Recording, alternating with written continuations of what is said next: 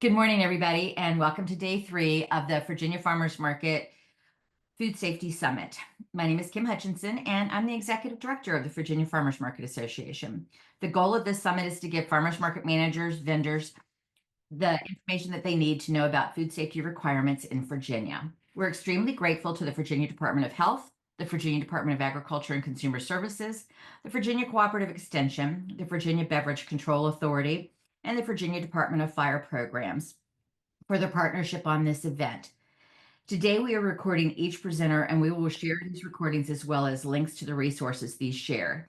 These videos and slides will be posted in the next 2 weeks, as well as an email will go out when they are posted. So with that, we're going to go ahead and get started. Today, we are covering the following categories. We're covering nursery services, which is under the Virginia Department of Agriculture and Consumer Services.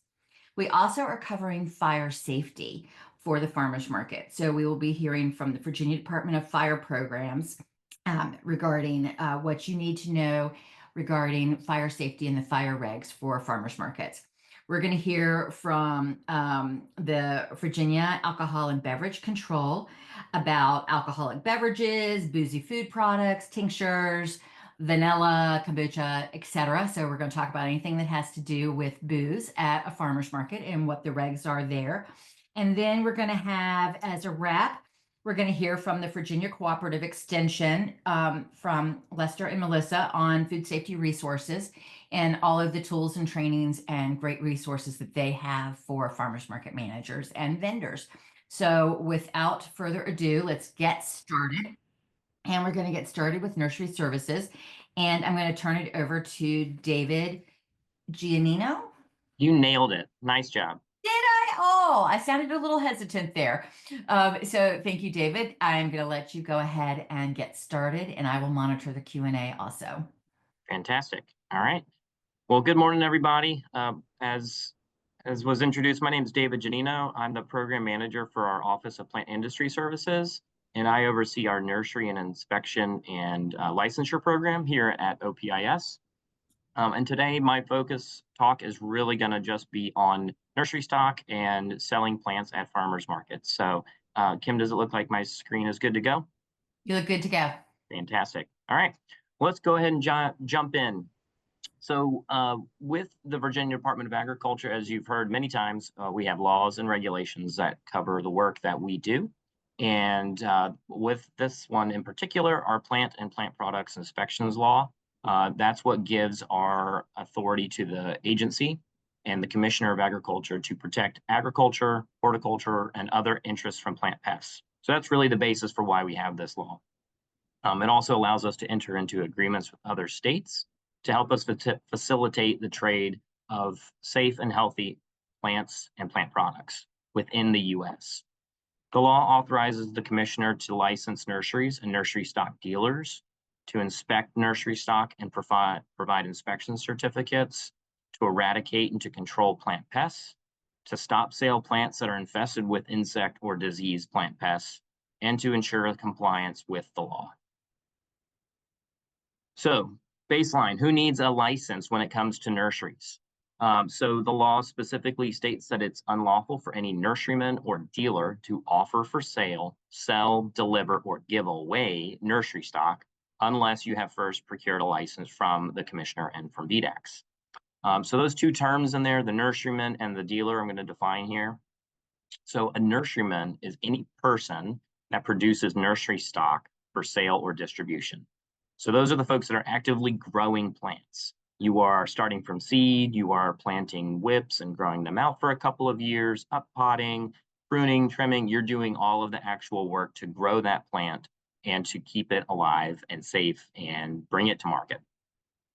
A dealer is someone who is purchasing plants, or nursery stock in this case, basically just to resell it and to distribute it. And they are not the grower of that stock.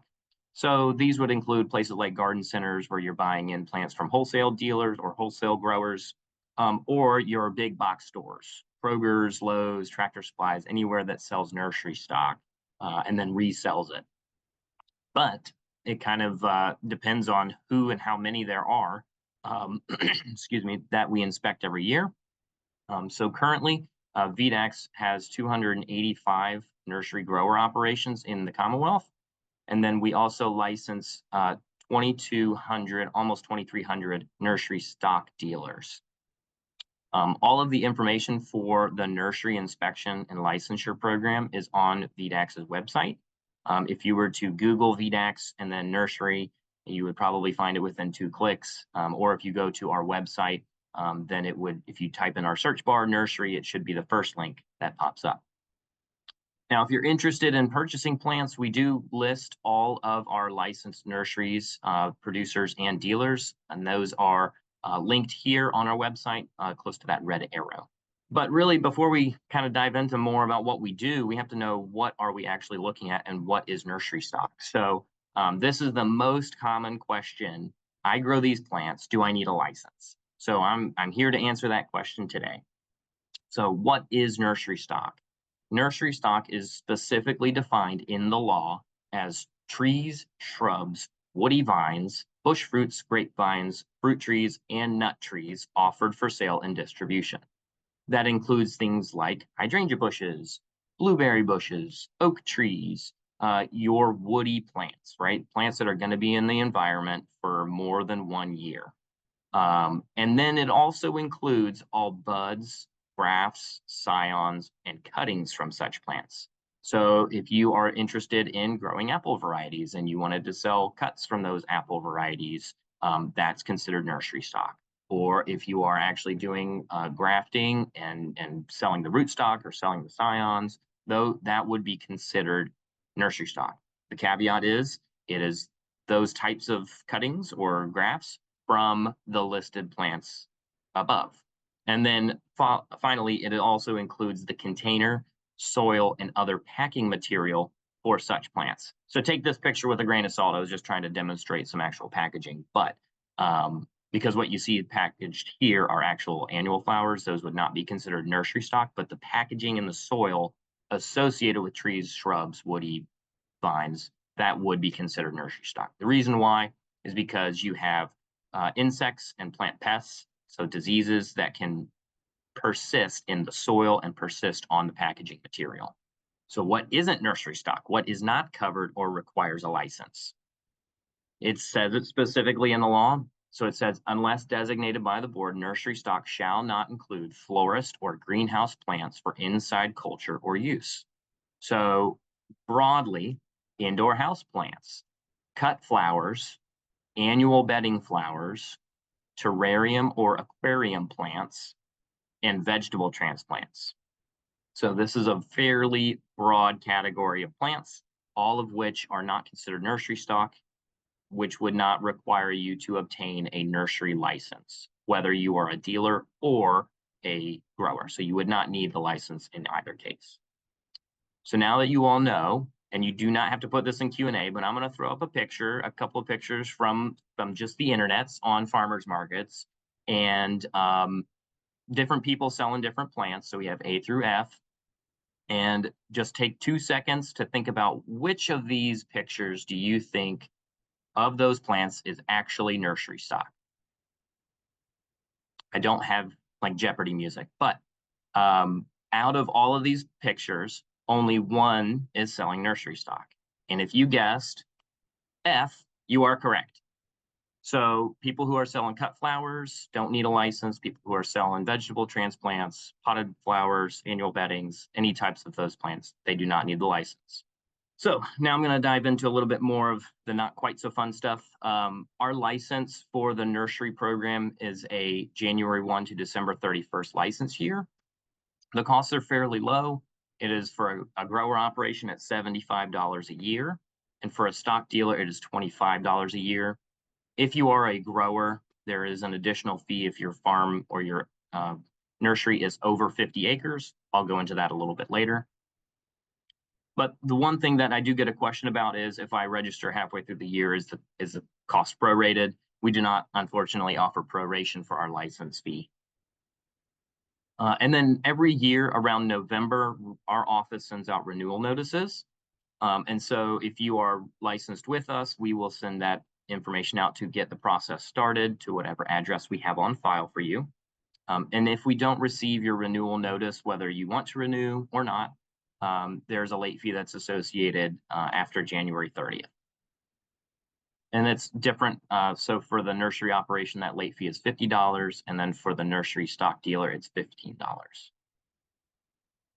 And as I mentioned before, if you have a nursery that is over 50 acres, the law actually has a inspection fee. So it is $1.50 an acre for any inspection that happens on a nursery that is over 50 acres. And it's for the acres over 50. So the first 50 are free. So in this example, we have a small licensed nursery with us, Judy's Enchanted Garden. It is 3.8 acres. And in my second example, we have one called Grellen Nursery, which is 306 acres. So for Judy's, there would be no inspection fee. And then for Grellen, because it is 256 acres above the 50, it would be 150 times 256. So an inspection fee of $384 a year. So how does our licensing process work with the nursery program? We do have an application form that is listed on our nursery inspection webpage. You would fill out and complete this application and submit a check or money order to our office. The address is listed right there. And then once that is received by our finance department and they deposit the money, then we receive the application after that. So we actually don't see it until our finance department deposits the money. And so it's a pretty straightforward process for dealers because we don't require inspection for dealers, and I'll go into that a little later. The license is issued as soon as we receive the application here in our office, and then you get it very quick. For a grower operation, the process is a little different. Often we get applications from individuals who don't grow nursery stock, as I mentioned. And so we have to verify that the individual is actually growing nursery stock.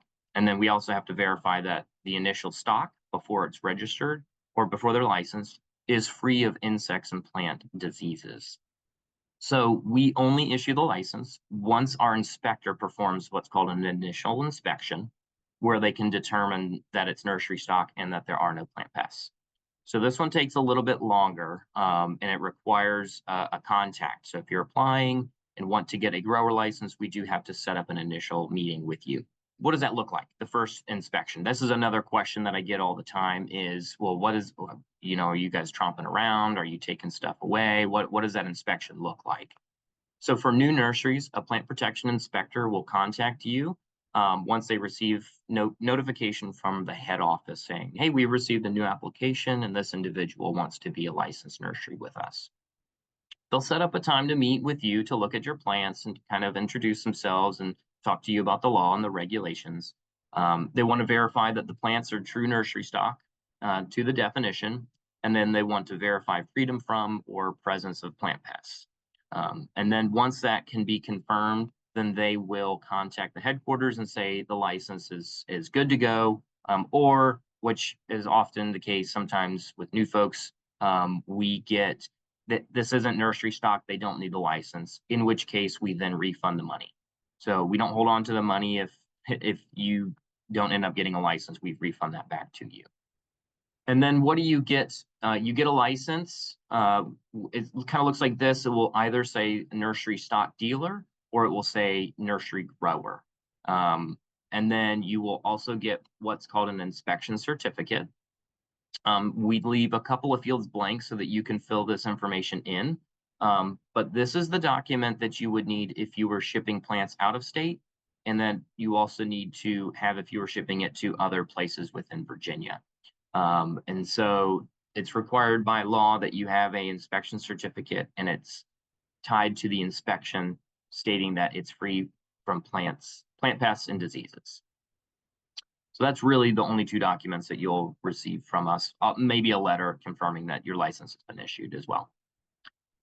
And then how about for those nurseries that have been around for a long time, or this isn't your first year, what does a routine annual inspection look like? For grower operations, they are required by law to be inspected at least once annually. And dealers, although the inspection is not required by law, we do try to target about 10% of our dealers every year. So we don't get to all of them. Usually we like to try and get them within a 3-year cycle. But we have a lot of dealers that come and go, a lot of corporate businesses that want to sell some potted plants, and then we find out the plants really aren't nursery stock. So there's a lot of movement there with the dealer numbers. Our grower operations are fairly consistent. And so inspectors will visit nurseries or dealer locations, often unannounced, to inspect nursery stock. They're looking for signs and symptoms of plant diseases. They're looking for insect plant pests. And so they're walking around the nursery and they're looking pretty closely, broadly at first. If it's a lot of plants, they're looking for just trends in the nursery. And then if they see something a little funky, then they're going to stop and look at it a little closer. They might use a jeweler loop to get real close. And then they might also take a sample. We have a plant pathology lab and entomologist on staff, as well as some insect specialists that can do a confirmation, or at least an initial confirmation. And if we do find a plant pest that's on those plants that we are concerned about getting out into the environment, we'll issue what's called a stop sale for those plants. And that means that those plants can't be moved from that location. And the goal there is really to prevent the spread of any additional insect or diseases into the environment or to consumers. So we want to make sure that what consumers are purchasing are going to be safe and healthy and not die within the first couple of weeks. This is just a really clear example of an insect pest on a crepe myrtle tree. And if you can see right there with that trimmed branch, or in the yellow circle, is crepe myrtle bark scale, which is a regulatory plant pest. It might not be quarantined, but it is one we're concerned about. So we would issue a stop sale, and that plant either would have to be pruned out or treated, and then the inspector would have to come back and verify that the insect pest is gone before releasing it. So what do we not do during an inspection? It's another question about what we get from people who are new. They're interested in learning how to grow or what process is better. We really at VDAX, we don't provide recommendations on how to grow plants. There's a lot of resources that are out there, and we tend to just inspect and look for plant pests and diseases. We don't provide recommendations for general pest control. Again, those are kind of some services that we might recommend a local company or Virginia Cooperative Extension, some other folks that have resources. And we don't really recommend other nurseries or products. We tend to try and stay away from making those types of recommendations because we don't want to have biases. And we don't really provide business acumen or other recommendations. We just are there to inspect plants and provide a report to make sure that those plants are free of diseases. As I mentioned, there's lots of resources out there. Virginia Cooperative Extension, other state extension agencies, or Horticulture Research Institute has a lot of resources available as well. Who's your inspector? So who are these folks that are out there looking at plants? They're VDAX staff. They are OPIS plant protection inspectors. We have 15 spread all throughout the Commonwealth. We have 3 regional supervisors and 1 field operations manager who oversees all of this work. And on our website, we do have a map of the territories and their contact information for your assigned inspector. That can be found again at our nursery inspection webpage. Couple simple steps. If you go to our website, go to the search bar and type in nursery inspection. It'll bring you to that page, and then you'll find this map, which is pictured right here. And all of these numbers that you see listed here are their cell phone numbers. So if you ever have a question or are interested and want to get a first take, you can either contact us here in Richmond office or contact your inspector that covers your territory. Additionally, there is a plant and plant products regulation. It's very straightforward and really just kind of solidifies a little bit of extra information for nursery production.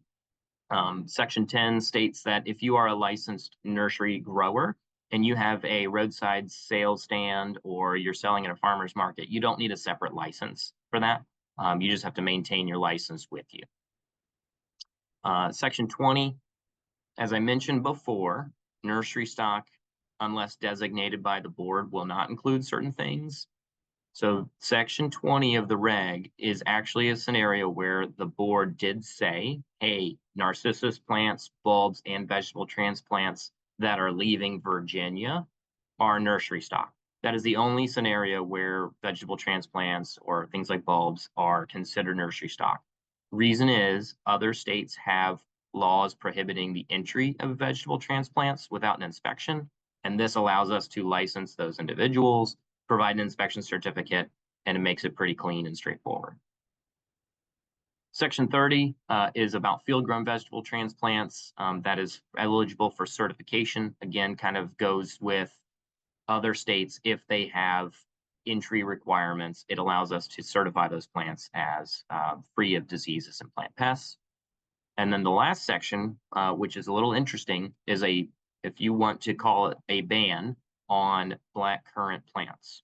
The black currant is an alternate host for a disease called white pine blister rust and is prohibited from movement into Virginia, meaning you can't give it away and move it around, you can't sell it and move it around, you can't bring it into Virginia, so it's essentially a ban on black currants. It's been around for a while, but it does protect Virginia's pine industries. And then I'm finishing up, so I only have a couple more slides. For folks who are moving plants from particular areas in Virginia, maybe to a market, and it's not within your county, there are some quarantines that we do have and we administer here in plant industry services. There may be additional requirements beyond nursery licensure, and it depends again on where you're moving. And that really is to ensure that we're not moving things that are under quarantine out of that quarantined area. The two that are probably of most concern are the red imported fire ant and the spongy moth quarantine. I'm going to throw those pictures up right here so that you know there is going to be an expansion of the imported fire ant quarantine at the end of May. And essentially, if you are moving out of that quarantine, so just as an example, if you look at the picture above, on the right-hand side, Dinwiddie County is under quarantine. If you were going from Dinwiddie to Amelia County, then you would need to enter in, and you were moving nursery stock, then you would need to enter into a compliance agreement with our office. We'd set up what requirements you needed to meet or what treatments you needed to do. And that would be done through a compliance agreement. I'll get into that in just a minute. One last piece that is coming down the pike. It's going to be a while before this takes effect, but in the 2025 General Assembly session, the governor and the General Assembly agreed on a bill that will require signage at the point of sale near displays for a list of 39 plant species that are designated as invasive plants. And that sign has to identify the plant as invasive. It has to educate consumers on invasive plants. It's to provide a link to DCR's invasive plant list and encourage customers to ask for alternatives. There's a lot to this that we have not finalized yet, but I wanted to get the information out there to the group so that you all are prepared for when that information comes down. And it will be in the form of either a guidance document from the Department of Agriculture, and we may also have template signs available. But it doesn't take effect until January 1, so we have plenty of time to work on that, and we won't be enforcing that until the 2027 date. So with that, I just wanted to kind of throw up our contacts. You can reach anybody at VDAX usually by first.last name and then at vdax.virginia.gov. But again, our main office line is 804-786-3515. Myself, I'm available for questions. Our field operations, Sam Markwith, is available for questions about nursery licensure. And then if you need a compliance agreement for a quarantine or have a question about an invasive plant pest, Dr. Anna Pasternak is our compliance agreement specialist and our invasive species coordinator. So Kim, with that is the end of my presentation, and I am happy to answer some questions if I have time. Thank you, David. Yes, we have time for some questions, and we have a few in the chat. So bear with me. I'm going to ask you the questions and have you answer them. And then if you could go back afterwards and drop the info in, as well as when you get those templates or any information, please send it to us and we'll make sure we put that out there as resources. Absolutely. So the first question, the fire questions, we'll get to those after Troy makes his presentation, so hang out a bit. But regarding David's questions, is anything in a pot intended to be grown in a pot? Does that require a license? So it really is the type of plant. It's not necessarily about the pot or whether it's for outdoor use. It's if you're growing and selling nursery stock. Now, if you say this is a indoor house plant and it is a woody plant, if it's for indoor use only, so a good example is if you're like selling to malls, right? And the mall is only going to have the plants inside, then that is not required to have certification.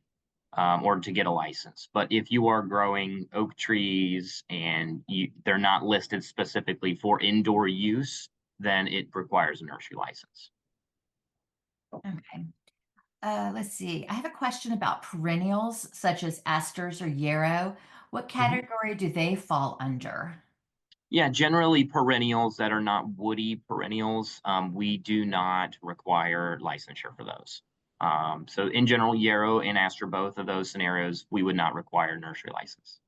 Okay, so then the follow-up to that was asked to be clear, perennial flowers in a pot do not require inspection.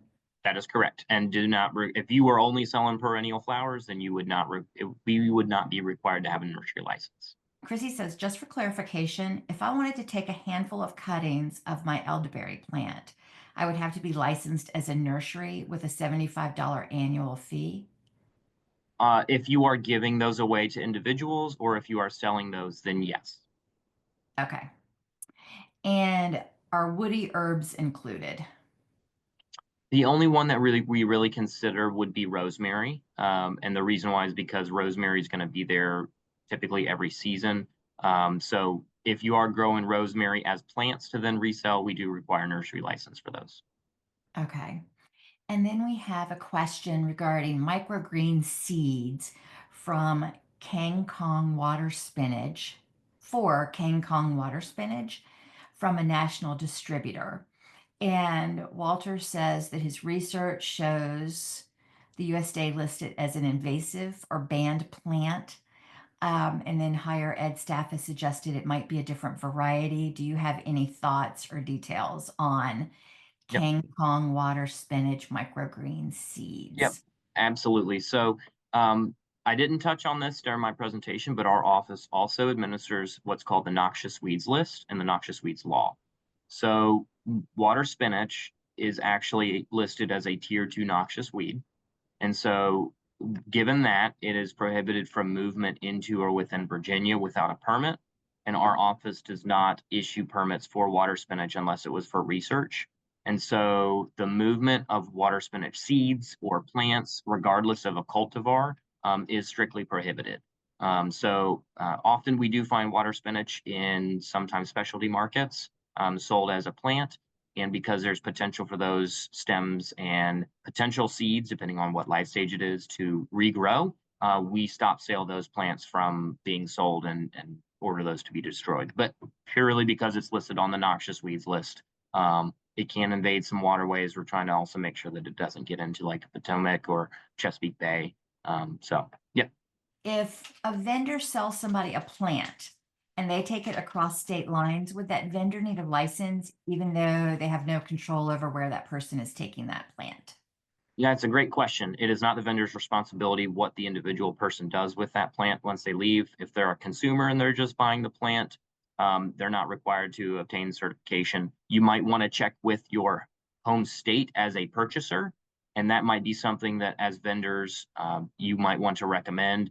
You know, if you're going home and you're going to a different state, you might want to check with your state regs and put that onto the consumer to do that research. You're not really responsible for that as a vendor. Thank you. Is VDEX the enforcement agency as well as the regulating agency for this? And what are the repercussions for not being licensed? Yeah, so VDEX and my program in particular are the staff who are charged with enforcing the plant and plant products inspections law.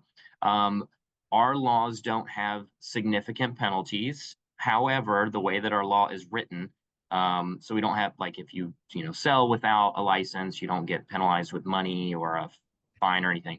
Our law specifically states that anybody who violates this chapter is guilty of a misdemeanor. And so what we do is we always try to educate and work with the individuals. If we find out that someone's been selling, what we would do is we would stop sale those plants. So that's really the penalty, is we stop sale the plants until that person becomes licensed.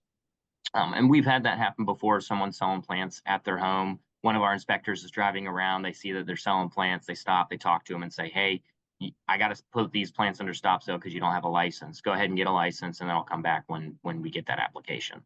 So really, the stopping of products from being sold is the penalty because you don't get to sell your products for a while.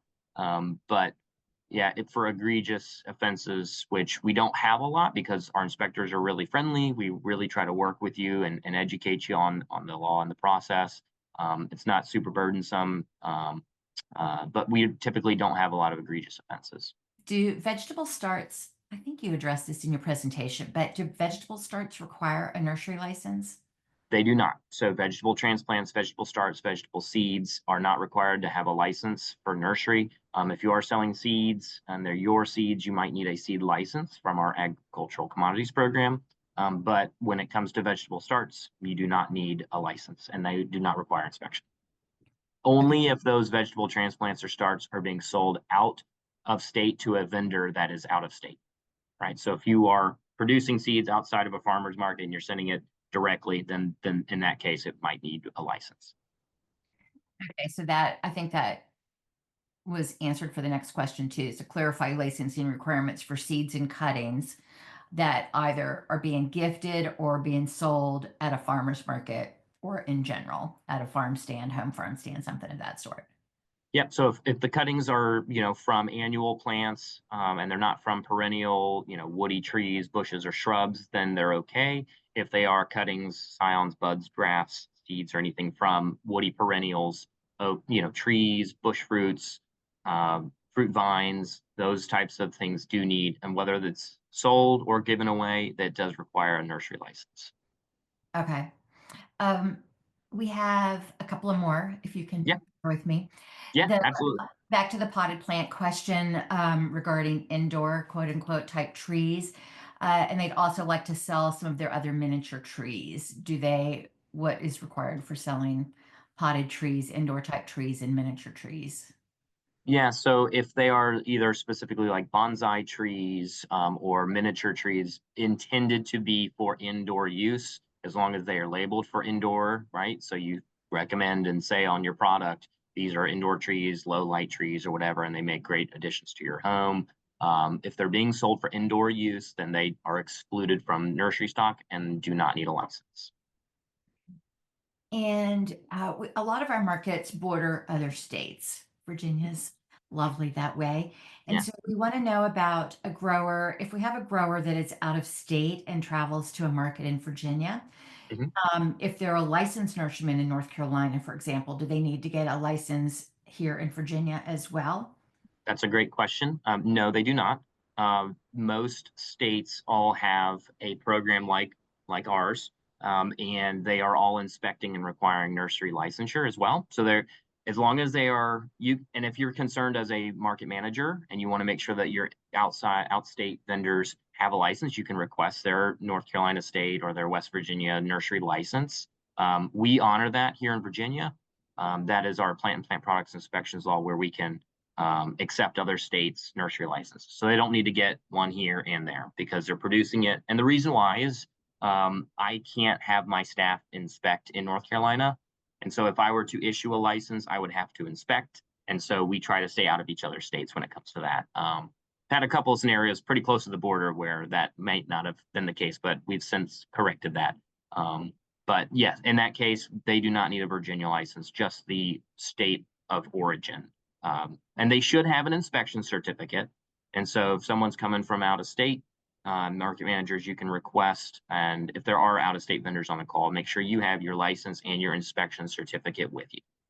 Okay, and that answers another question that's here too. So if you're an out-of-state grower and you're coming to sell at a market here in Virginia, you as a market manager need to request the inspection and the permit That is correct. Yeah. or the Well, license. and they should have it. Um, Mhm. and as a market manager, I would make sure that they have the proper licensure. I will say some other states have a little bit more strict plant and plant products law. So I can't remember if North Carolina requires their vegetable growers to be certified or not. We do not, but so that is a question that you can typically find that out through, and I'll provide this to you, Kim, through a resource called the National Plant Board, which Okay, lists all states' plant regulations. I can share that link with you, and you can share it with your members. I will. Thank you so much. And just to circle back around to another topic you mentioned, starter requirements What are the requirements for starters?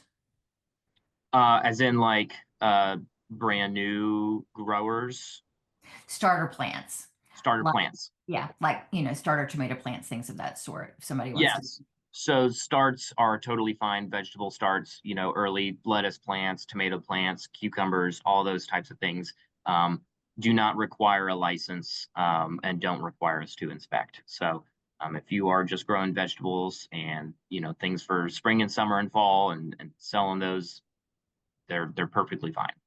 Okay. Well, this is an interesting question because I see this at market a lot. What about plant sales for groups like master gardeners or scouts? Are they required to have a license when they come to sell at market, et cetera?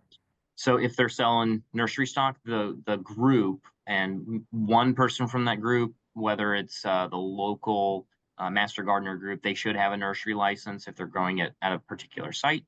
It's something that we have since we work Monday through Friday. We often don't know about all the plant sales that go on. Hmm. Um, but if there are groups that are coming in that are either like the Boy Scouts or, like you said, the master gardeners, they should have a nursery license if they're in the process of growing nursery stock. I mean, again, if they're just growing flowers and things like poinsettias and veggies, those things, they don't need a license. But if they are growing, fruit trees, bushes, um, woody fruit vines, they need a nursery license. But hanging baskets of geraniums and things of that sort. Don't need anything. That's correct. Yeah. What about a vendor selling native plants and trees? Yep. So if they're native plants and trees, if they are native shrubs, native trees, woody stock, whether it's native or non-native, then they need to have a nursery license. Yeah. Okay. Can we apply for a license without having stock readily growing? That's a And good question. I get that a lot too. okay. So typically what we recommend is if you are growing stock and you want to build your business and try to get, enough stock up and ready to go. And um, what we recommend is two different strategies. One is get yourself a dealer license so that if you buy in material, then you can resell it. So that's option one. It's a cheaper way to kind of get your foot in the door and doesn't require an inspection out of the gate. But if you want to grow stuff yourself and start, I have all these plants on my property, I want to grow it or whatever, we recommend that about a month before you start growing or selling or giving away the plants, that you contact us and send in the application.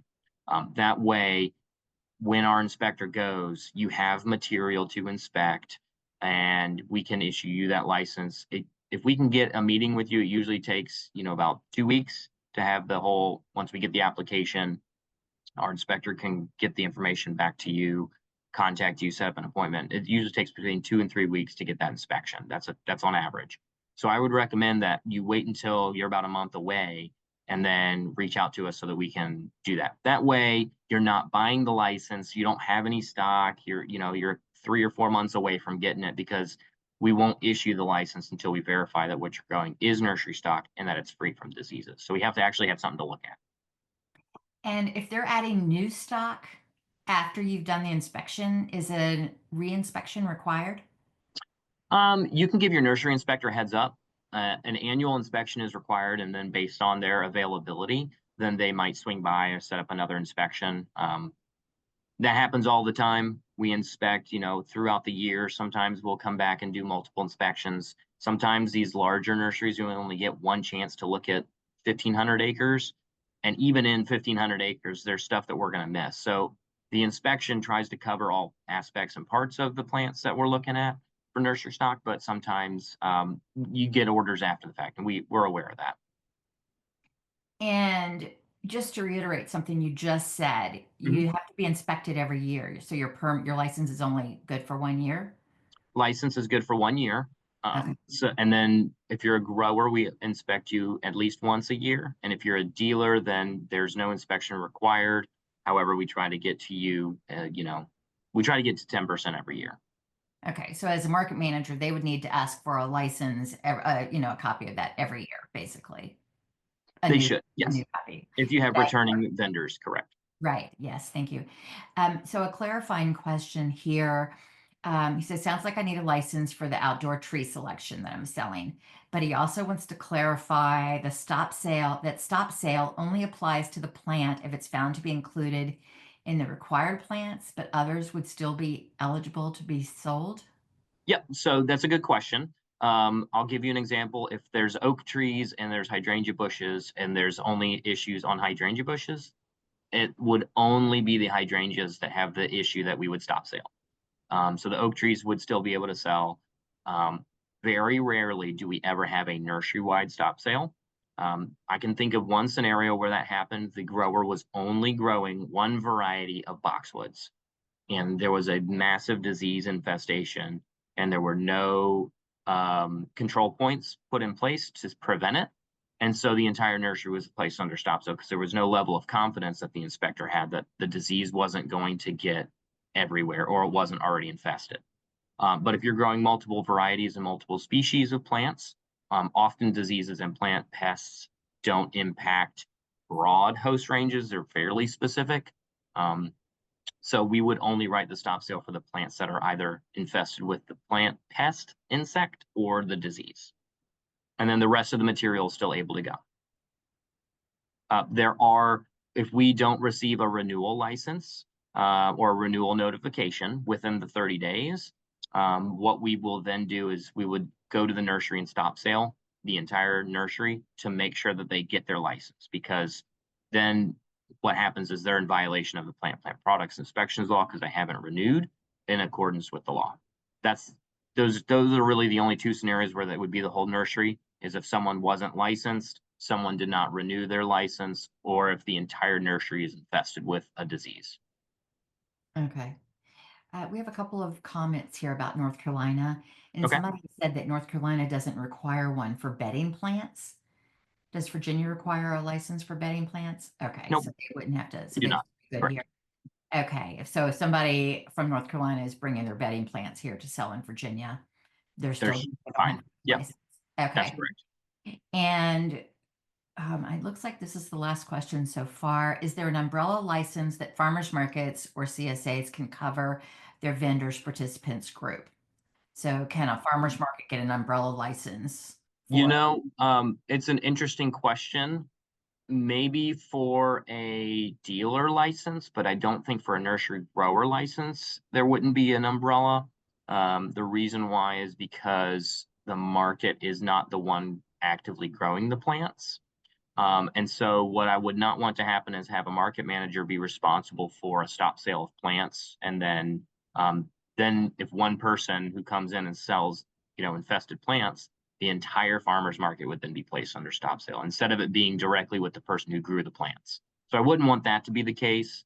While it might make things a little easier, the responsibility then would fall on the market.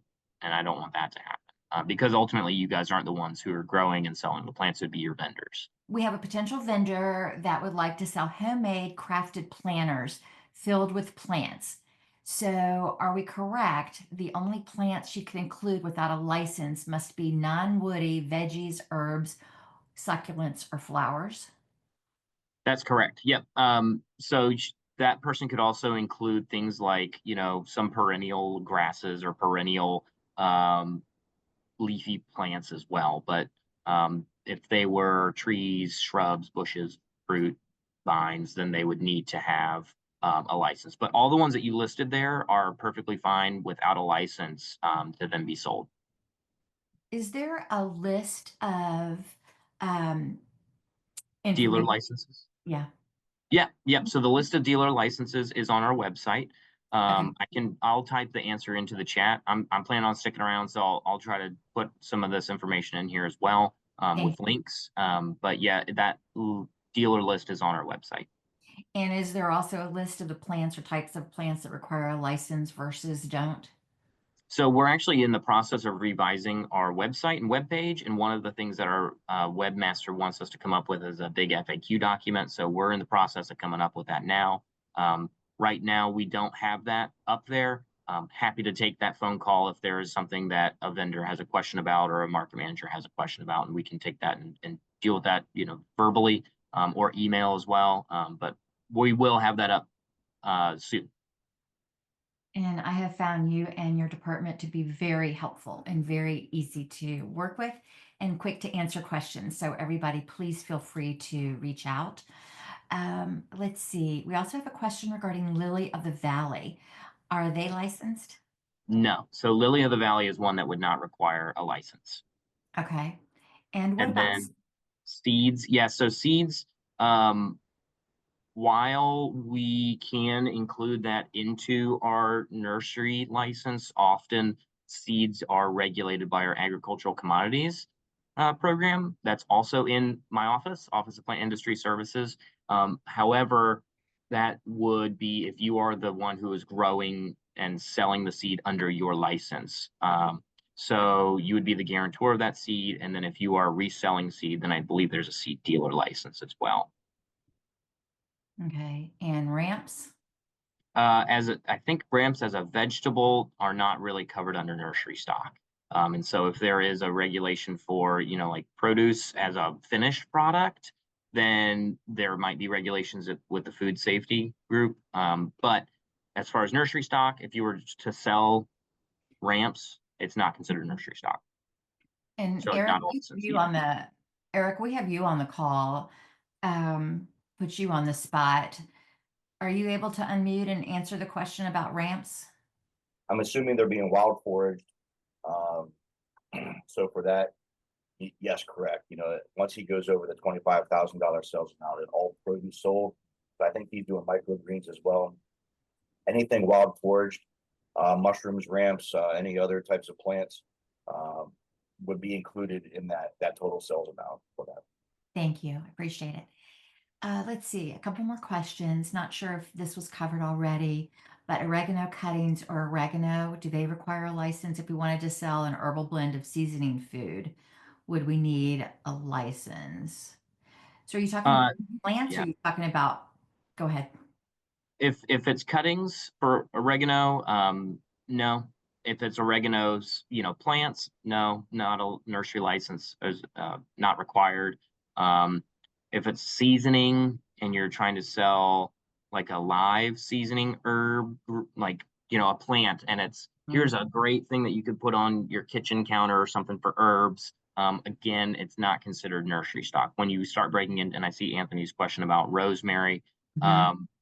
So the question here is if you're selling like those live rosemary cuttings, then that we would consider that nursery stock versus things like oregano, because oregano again is not really a woody ornamental or a woody Mhm. herb that's going to be around for a super long time.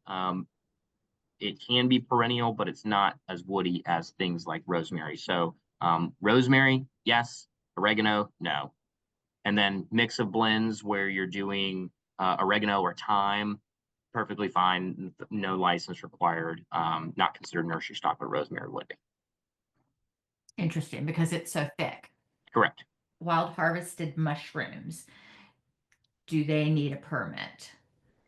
That might be Eric. Yeah, so that's outside of nursery stock. In this case, that would be a produce question, I believe. That would be something that's foraged. Is that what you mean, David? If you're foraging mushrooms and harvesting them, would you need a permit for that? I think they fall under produce safety. Yeah, I can help with that, Kim. So it's going to Thanks. fall under essentially two different programs. Okay, it's going to fall under the food safety program because if there are wild foraging mushrooms, they need to get that harvester reseller permit. Okay, from food safety and get on file with them. We keep a list. Food safety keeps a list of all the people that do this across the state. We also need on that application. It's going to ask you for the specific scientific names of the commodities that are being foraged and what kind of training you've had to identify wild mushrooms. And then, so that's on that side, if they're being sold at a farmer's market or to restaurants or to retailers. For us on the produce side,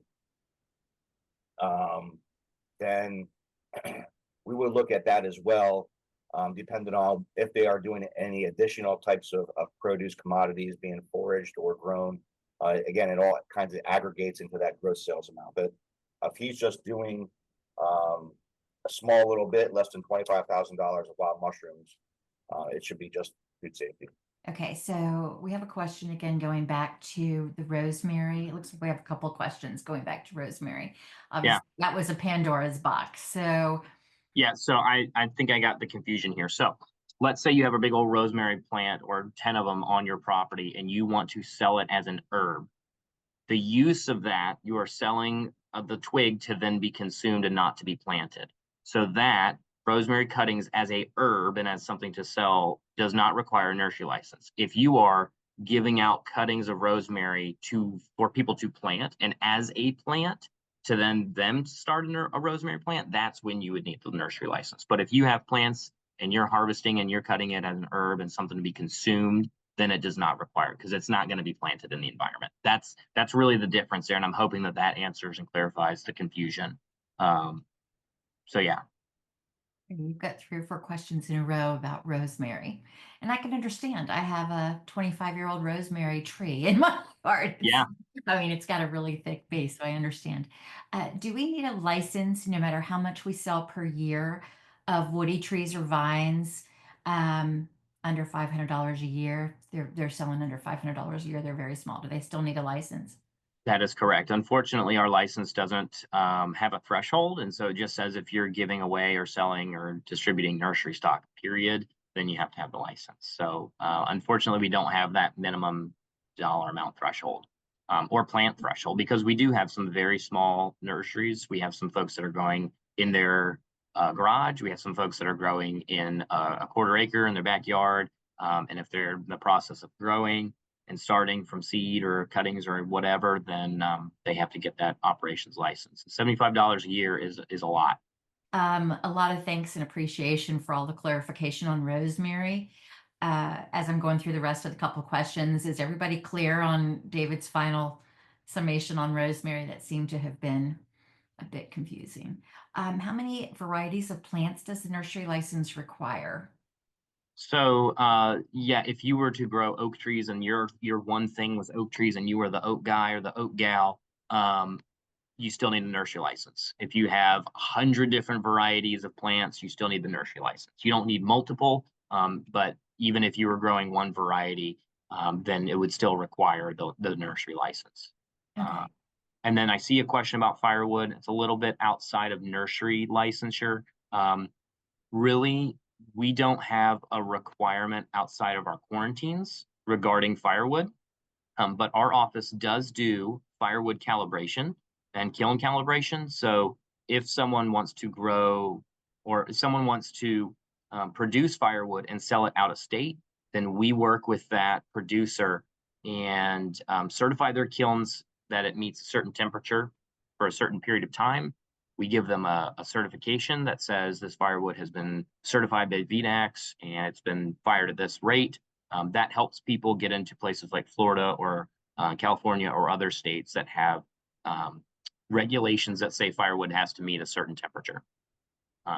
But so if you ever have a firewood question, we don't require it in Virginia unless it's for quarantine purposes. Okay. And something that I wanted to swing back on and ask you, because I've seen this at a lot of markets. We have folks that will donate native plants to be given away.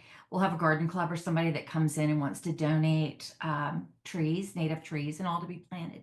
Did I understand you to say even if you're donating something like that, you have to have a license? That's correct. That the nursery law, the plant products inspections law says that if nursery stock is either sold or given away, Okay, so if then it somebody's going to requires a license. donate trees, starters, trees at your market, which I do see quite often, they need to have a nursery license.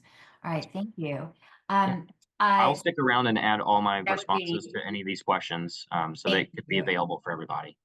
And we will have all of the answers to the Q&A. We are downloading them at night. We're putting it all into a document that you will receive in the next 2 weeks. So don't worry about trying to screenshot all the questions and the answers. You will get a copy of that. We've been working on that diligently the past 2 nights. David, thank you so much. This is our first year having you guys, and it was so important, and I appreciate it. Yeah, absolutely. Thank you, Kim. I appreciate it. Thank you very much. And I look forward to receiving all your information, and we'll make sure that we send that out. Very helpful. We're going to move on to the Virginia Department of Fire Programs, Troy Boyer. and ask him to talk to us about what the fire regs are for a farmer's market regarding trucks under mobile trucks to fire retardant tents, fire extinguishers, all of the good stuff that we need to know about using propane at a farmer's market, etc. So with that, I'm going to turn it over to you, Troy, and let you get started. And we've already got a bunch of questions in the chat for you. So Oh, I'm aware. I'm can only imagine. Well, again, my name is Troy Bauer. I'm with the Virginia Department of Fire Program. I'm with the State Fire Marshal's office section of that. Basically, going to be touching on a lot of this has to do with mobile food preparation vehicles, which I'm sure most of the questions are going to be about. All right, so we're going to go through this, and I only have 30 minutes. Well, I mean, I have longer, but I don't want to take up too much time. So, for those that don't know, I'm going to talk about it too at the end. We do have a website where most of our questions can be answered. It's vafire.com. So, you can get permits there. You can find out a lot about all of everything we do here at the State Fire Marshal's office. So be sure to go there first and see what you can find out. I'm going to give you my information, but obviously I can't have 300 people hit me up immediately. So we are the State Fire Marshal's office. We are in charge of the statewide fire prevention code in the Commonwealth of Virginia, and we act as the authority having jurisdiction, the HJ, and a lot of counties and not a lot of cities. Some of our larger counties, for those that care, our headquarters where I am is in Glen Allen, Virginia, and I live in Chesterfield. So counties like Hanover, Henrico, City of Richmond, Chesterfield, your larger cities and counties, they have their own fire marshal's office. So they're in charge of all that stuff. But anything on state property in any of the counties that aren't large enough to have a fire marshal, that's where we come in, and we're mandated to do certain inspections. We inspect schools. We do a lot of events. I'm over special operations. I'm in charge of all the fireworks and blasting, pyrotechnics in the state, stuff like that. And we have about 25 deputies across the Commonwealth, so there's not a lot of us, but we have them in all corners of the state. And one of the things that we are tasked with is food truck inspections. And that's because a lot of accidents happen with these food trucks now that they're basically rolling mobile kitchens. I know from years, started my career in the fire safety field full time in 2000. I was in fire safety at Virginia Commonwealth University, and I watched 3 or 4 of these food trucks burn up on the street in downtown Richmond. This was back before we even had a code section for food trucks, and I think that's kind of what basically got the ball rolling. And I know a lot of people here aren't a fan of big government and aren't a fan of fire marshals in general. We've done our fair share of upsetting people, but my goal and what I have my staff really reiterate is we're in the field of customer service. Yes, we are an enforcement agency, but ultimately we want what you guys want, and we want the farmers market, whether it be a farmers market or I worked a monster truck event at John Paul Jones this past weekend, or next week when I'm in Virginia Tech at the Metallica show. We all want the same thing. We want the event to go off without a hitch. We want everyone to make money. We want everyone to have a good time. We want everyone to be safe. So we always say in the fire safety field, most everything written in our red book, our fire safety code book, we say it's written in blood, and it's usually reactionary. So if it's in there, that means something bad probably already happened. So a lot of the codes that we have, they've come from some tragedy or accident. And our aim is to work with you, but we also have to follow the code book. So when we go out to events like a farmer's market. We're looking at certain things to enforce to keep everyone safe and make sure everybody has a good day and comes back again the next week. So first here we have mobile food. What is a mobile food preparation vehicle? Well, that's a good question, because I think when we wrote this code initially, they were thinking it was your guy who owned a small restaurant and decided on, he was going to build a box on a utility trailer and throw a couple flat top grills in it and start cooking, because that's what they used to be. And I ate at one when I worked downtown at VCU every day. I loved them. But they've morphed into something more. I'm sure there's some people on this Zoom meeting that have food trucks that are $100,000, $200,000, full kitchens. And with that, we tend to have more accidents and stuff like that. So the definition, I think we're getting a definition here. The statewide fire prevention code definition of a mobile food preparation vehicle is vehicles, covered trailers, carts, and enclosed trailers or other movable devices capable of being able to be occupied by persons during cooking operations and that contain cooking equipment that utilize open flames or are capable of producing smoke or grease-laden vapors for the purpose of preparing and serving food to the public. Vehicles used for private recreation shall not be considered mobile food preparation vehicles.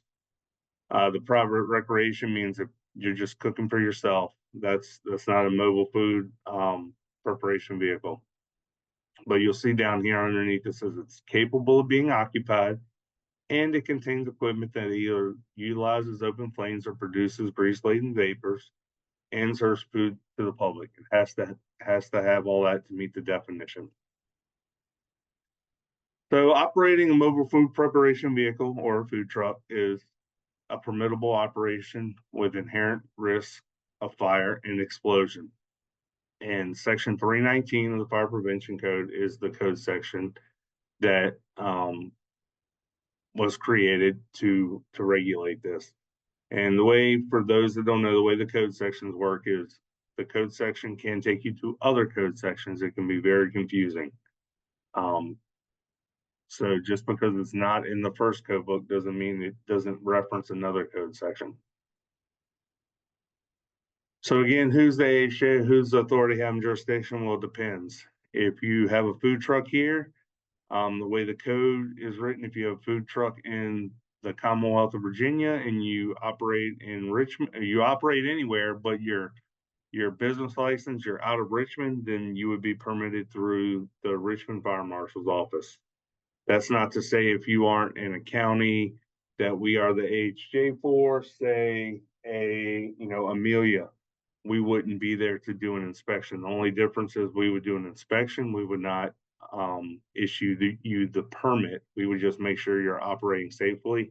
That's free. That doesn't cost anything. The permit is a $200 permit fee, where we do an annual inspection and give you the permit. If you are out of state, which we are in charge of all out-of-state food trucks, you have to be permitted through our office. I liken that to trying to count the amount of mosquitoes in someone's backyard. They come in, we get a lot from other states, especially near the borders, and they come over, they operate for a weekend, and they're gone. So a lot of times we don't even know that they're there and they're operating. So to get a little deeper into the AHJ section, here's your scenario. Mobile food preparation vehicles registered in a locality who both has a local fire official and elected to enforce the provisions of Section 319. So who's the authority having jurisdiction there? Fire official for the locality in which the mobile food preparation vehicle is registered for the payment of personal property taxes. It can be found on your vehicle title for garaged in. So where is your food truck, your mobile food preparation vehicle garage? That would be the county. If your MFPV is registered in a locality who has a local fire official, however, the locality has not adopted to the code, which we do have a few of those, then it would fall on our office. let's say the MFPV is registered in a locality town that doesn't have a fire marshal, then again, it would fall to us. And then last but not least is outside of the Commonwealth of Virginia, and then that would fall to us. So a lot of it falls back to us. Again, we may still do a mobile food preparation vehicle inspection, even if it's been permitted by another AHJ. There will be no charge for the inspection and no permit issued. For example, last Thursday, Friday, Saturday, there was an event in Chesterfield County at the state park, Pocahontas State Park. We are the AHJ for that. We were there on site for a bonfire and for a few other things. They had some mobile food preparation vehicles. So the deputy on site there did some inspections and made sure they were operating safely. We did not issue the permit because they were permitted through the county that they were garaged in.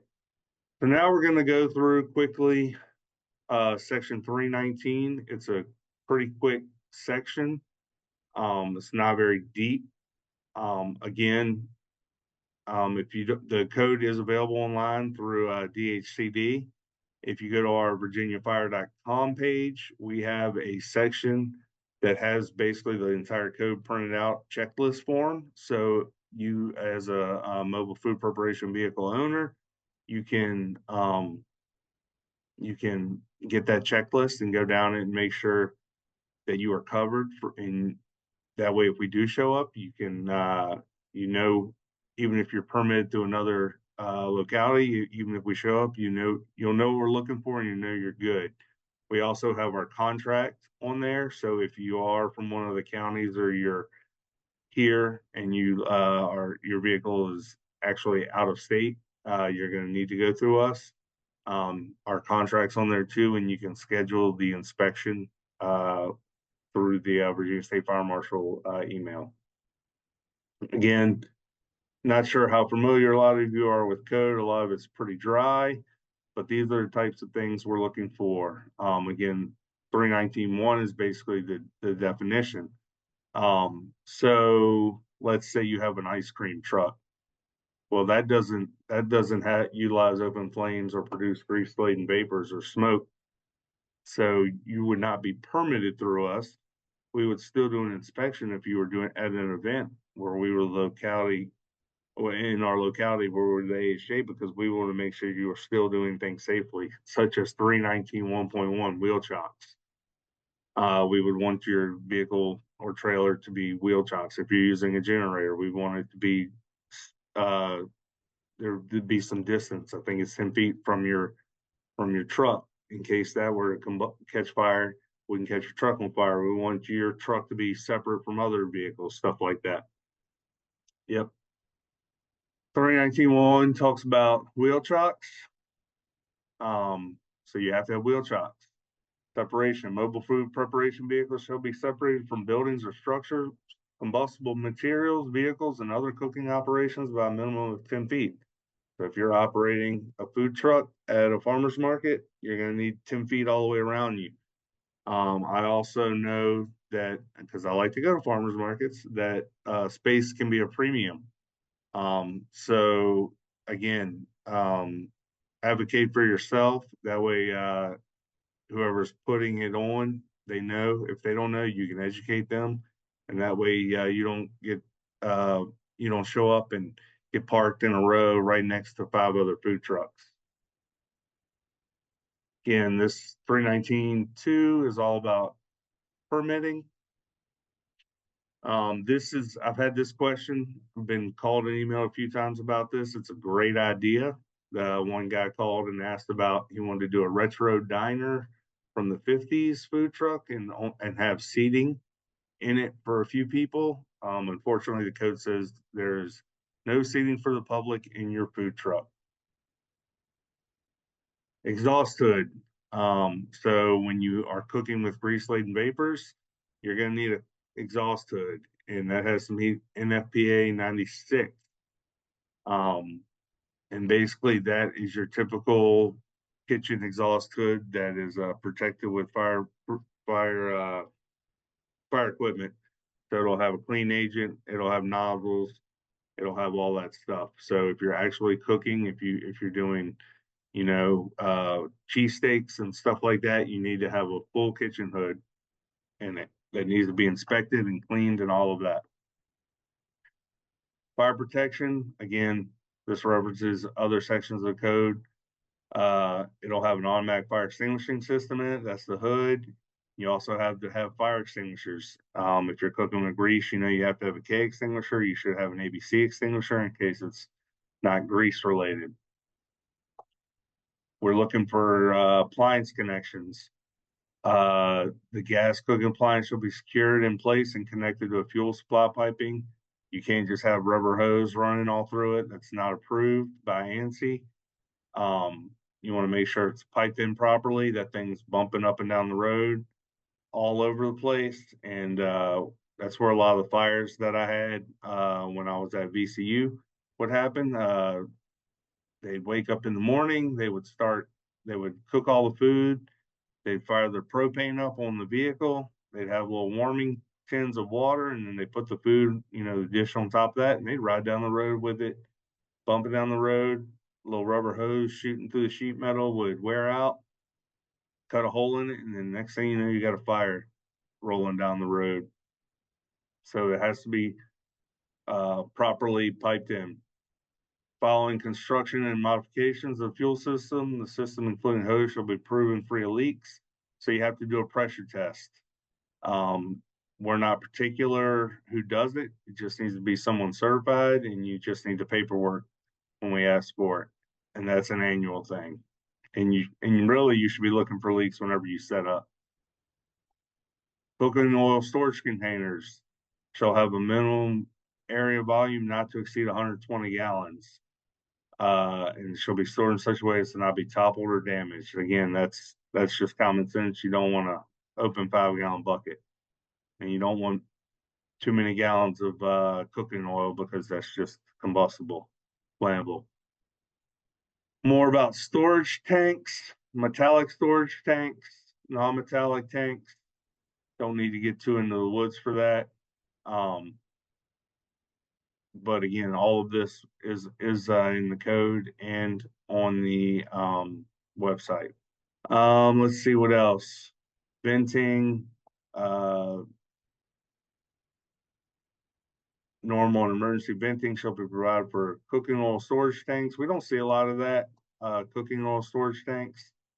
People don't really bring a lot of extra oil. They tend to have what they have in the deep fryer, and then they kind of stick with that. LP, again, you can't have a massive tank on it. You need to have shall not exceed 200 pounds. It shall be securely mounted so it doesn't fall over. It has to meet NFPA 58, and the piping has to be protected too. Can't have tampering, impact damage. A lot of people like to mount them off the back of the vehicle. That could be a problem if you get rear-ended. You also need to have an alarm system in it in case you do have a leak. Same with CNG, kind of the same rules. Compressed natural gas and a methane alarm if you're cooking with CNG. Maintenance of systems on mobile food preparation vehicles shall comply with these codes. Exhaust system, including your hood, shall be inspected and cleaned according to Chapter 6. Chapter 6 requires that your hood is inspected every 6 months and cleaned at least once a year. Depending on what you're cooking, you may need to clean it more than once a year. The more grease you cook with, the more often you're going to have it cleaned. And fire protection systems and devices shall be maintained with Chapter 9. Same thing, if you have a fire alarm system, you have to follow Chapter 9 regulations.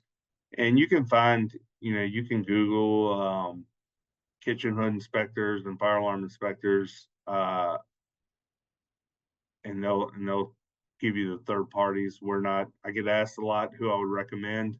Unfortunately, I'm not allowed to recommend anyone because that would be showing favoritism. But with the magic of the internet, you'll be able to find what you're looking for. This is just getting into how often the fuel gas systems should be inspected. Mostly CNG there. And this is our website again, vafire.com. This has all of the stuff on it. If you go to vafire.com, you'll see the State Fire Marshal's office, and then you go under programs permits, and there's mobile food preparation vehicles. There's a checklist, and that contains almost all of what we just went over, and it also contains the contract. As we are speaking, the website, and it's been happening for about 4 or 5 months now, the website is being updated, and it's going to be great. Right now, the everything is kind of old school where you have to download it and fill it out and email it in. The new website will be able to do everything online. You'll be able to, from your laptop or your mobile device or your iPad, you'll be able to go to the website. So like say we show up and you don't have a permit, well, you'll be able to go on the website right there. You'll be able to fill it all out, make a payment, and our inspector, our deputy inspector will be able to inspect you right there. And then we will be able to almost issue a permit right there on site moving forward. Hopefully that'll be at the end of the year. This is my contact information. We also on the website have a general email. I think it's Virginia State Fire Marshal. Actually, I can't remember. There's a general email on there where you can email your questions. If you're not in the central area, you're probably better to email your questions to that, because we'll be able to kick that out to the deputy, the chief deputy that is in your area. We have 3 chief deputies across the Commonwealth. We have one that's down in Roanoke. We have one that's here in Central, and we have one that's down at the beach area. And then they have deputies that work under them. So if you email that email address, you'll be able to probably get a better, quicker response than coming to me, because I'm basically been designated a desk jockey at this point. But if you contact that website, it'll be dispersed out to the inspectors and deputies that work in your area. I've been answering some of the questions. I dropped the state code book as it relates to special events and tents. So we have 2 different applications where the fire marshal comes into play at farmers markets. We have both the food trucks, and the markets kind of make up a food truck alley since they need to be away from tents, as well as you probably have food tents where people we cook have under food tents, tents right? also, yes. As well as a farmer's market is considered a special event under the Code of Virginia. That's how it's designated. And so you also have to have fire preventive tents and fire extinguishers, and Yep. you know, all of that has to be very clearly visible, et cetera, whether you're cooking or not. And so I did drop that code in to answer some folks' questions, since I can't seem to figure out how to drop that in there myself. On my end, it doesn't let me as the administrator drop that in there. I will send out to everybody, if you don't pick it up in the Q&A, the specific fire codes that relate to both tents and mobile markets, and the link to Troy. But we do have a couple of specific questions that I would love for you to answer. One is about cattle corn. It's not in a truck. The equipment is, and I know I have seen this, where, you know, the equipment is actually unloaded from the truck, et cetera, and set on the asphalt parking lot. So are special permits needed for that? No, From if you're Marshall? cooking, if you're not cooking inside your vehicle, that doesn't have anything to do with us. That is a VDH issue. They have, you know, regulations about being covered and stuff, and we have a lot of tents. You can cook under tents. It does need to be a fire rated tent, and you definitely need to have separation, and you need to have extinguisher and stuff like that. But again, we don't permit those because they just come and go, and they're all over the place. But yeah, we don't have a lot of regulations when it comes to tents either. Kettle corn is weird because they cook with a grease product, but they use a very, very minute amount of it. It's not really enough that would actually do any damage. It's not like a deep fryer that has gallons and gallons of it superheated. But yeah, a lot of people do like to get around it. They like to cook outside. You know, they'll throw a tent up and they'll run a grill or a smoker outside, and then just have an electric, heater in the truck. And again, we wouldn't permit that, but if you were on our property, we would inspect it, just to make sure it's safe. Yeah, and it falls under, and so again, if you're cooking at a farmer's market, keep in mind that falls under 2, even 3 agencies. Troy mentioned the Virginia Department of Health. And also we have regs regarding, of course, the fire marshal and what's required. And it may fall under VDEX, depending on what you're permitting under food safety, et cetera, what you're cooking. So happy to answer any of those questions one-on-one. Yeah, I learned a lot about in the first hour. I had no idea there were regulations for all these plants and seeds and stuff, but yeah, it makes sense. Yeah, it's every single thing that's being sold to a consumer seems to be regulated in one way or another. So, anyway, let's see. So, for you, Troy, can you speak briefly on if you've been to markets, we have markets that can have anywhere from 35 to 250 tents lined up, and then they'll have food trucks, etc. Can you talk about fire breaks? What are the requirements regarding fire breaks when you have these rows of tents set up? I don't know there definitely should be. I don't know the specific code and what there should be. Usually we work in hand in hand with building officials because they permit most of those, not us. So usually the building official for larger tents. For the farmers market, like for your pop-up tents, I can't think of a number It's, that there is yeah, I think it's 10 feet for any even non-cooking tents. Like, I mean, you can't have 10 feet between every tent, can you? That would be, I think it's 8 to 10 feet, or maybe that was during COVID. I'll have to look in the regs I just dropped in the chat and see what it says. There needs to be some space between them for emergency egress, but I can't remember what that. yeah, you definitely, another thing I've seen, as a consumer going to, I'll pull out my code, see if I can find anything while I'm trying to answer these questions. But with that's another thing we're always looking at, your egress. Yeah. Okay. And, So it's and we're talking about egress and ingress for emergency vehicles. If someone has a heart attack in the back of the farmer's market, but you have a right. circle of tents, then you can't get back there. So you definitely got to keep all the fire lanes open and all that.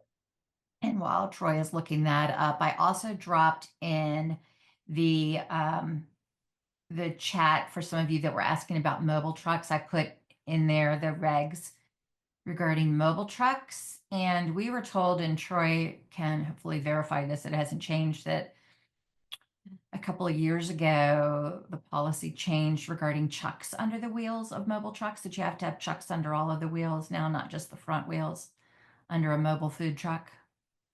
Well, I think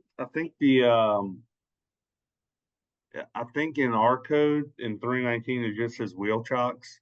So depending on the inspector you get, if you're on a flat ground, I'm not too worried about it. It's not, to me, in the grand scheme of things, it's not that, and you have an actual food truck that is in park, I'm not too worried about it. Now, if you have a trailer that you've unhitched, that's different. And so long as something's preventing that thing from rolling away, but I think in our code it just says wheel chocks. It doesn't say every wheel. And Every that's wheel. just, yeah. Yeah. And we had a question in here, and I'll just explain quickly while you're looking for that. Somebody said that their guidelines are a little bit different with Virginia Beach, Norfolk, and Chesapeake. So it's like anything, you have the federal regs, and then the federal regs go down to the state regs, and then the state regs go down to the local regs. And so at a minimum, what Troy is talking about are the federal regs and the state regs, et cetera. And then your local municipality may have additional requirements. Like if you're in Northern Virginia you have really stringent requirements about open flame at farmers markets. You can't have fire pits. I mean, really stringent.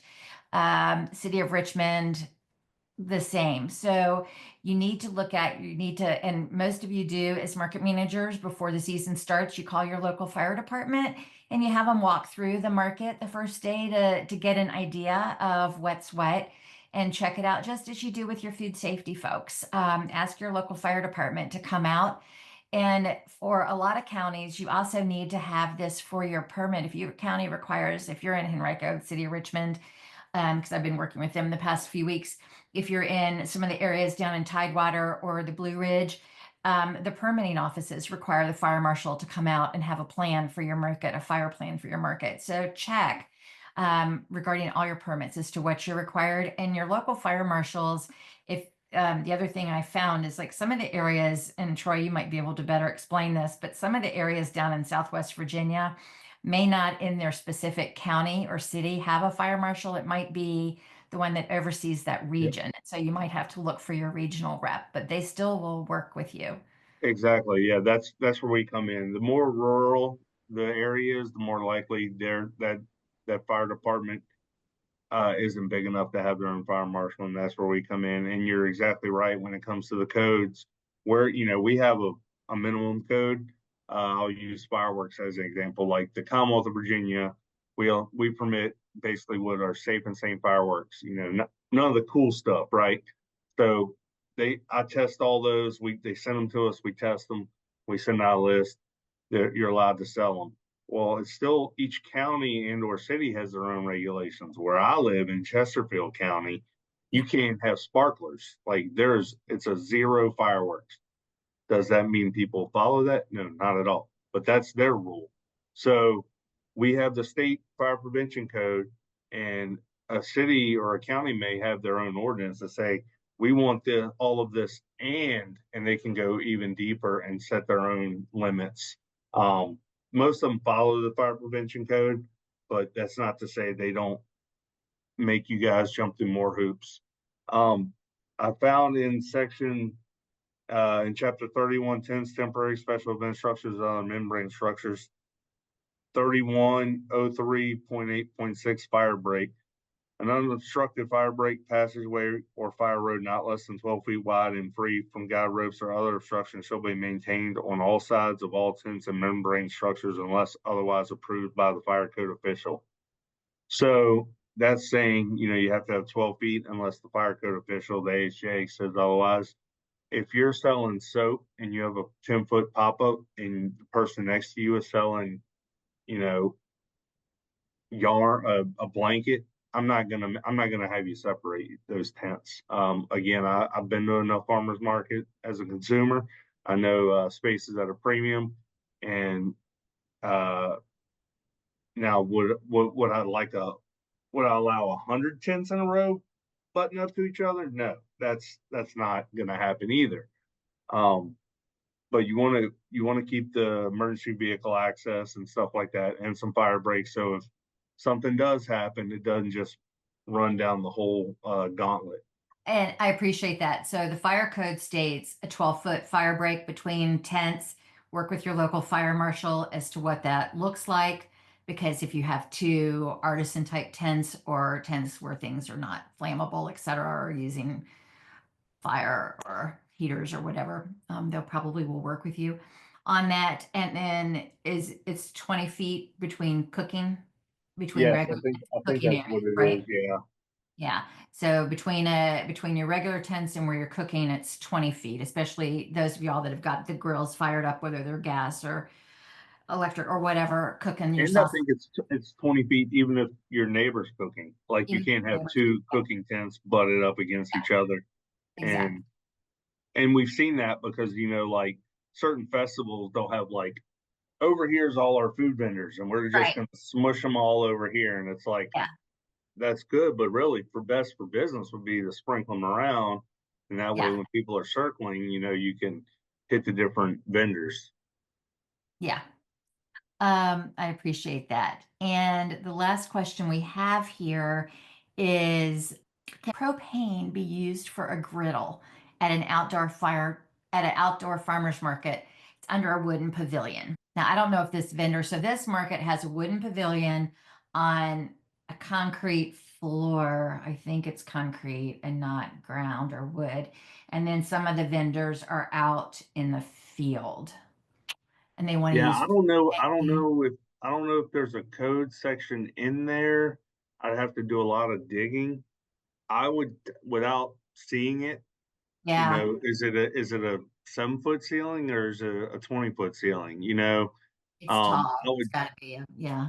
I would tend to think it would be better to have an approved, uh, fire, fire retardant tent that you were cooking under outside of the, wooden structure, just for liability's sake. And if you're doing a lot of cooking there repetitively every week, you're gonna get some grease buildup at some sort over time, and then you know put that whole structure in jeopardy. Um, so I would, without seeing or knowing anything about it, I would tend to lean probably not, just not safe practice. Yeah, under a pavilion or any type of structure like that, it should be out. Yeah, And it would need to be 20 feet from any of the other vendors anyway, and it's not yeah, there. So it need to be out. But um, because you you, probably have people seated in there and stuff too. It's probably, you know, there's yeah. probably a mixture of issues that you know, perfect storm things could go sideways. Regarding the food, cooking food, it's 20 feet between tents. So it's 20 feet on each side. I think it's just 20 feet between tents. So it's a circle of 20 feet Yeah. all around, Yeah, I think that's why 10 feet on for food each. trucks, it's 10 feet separation.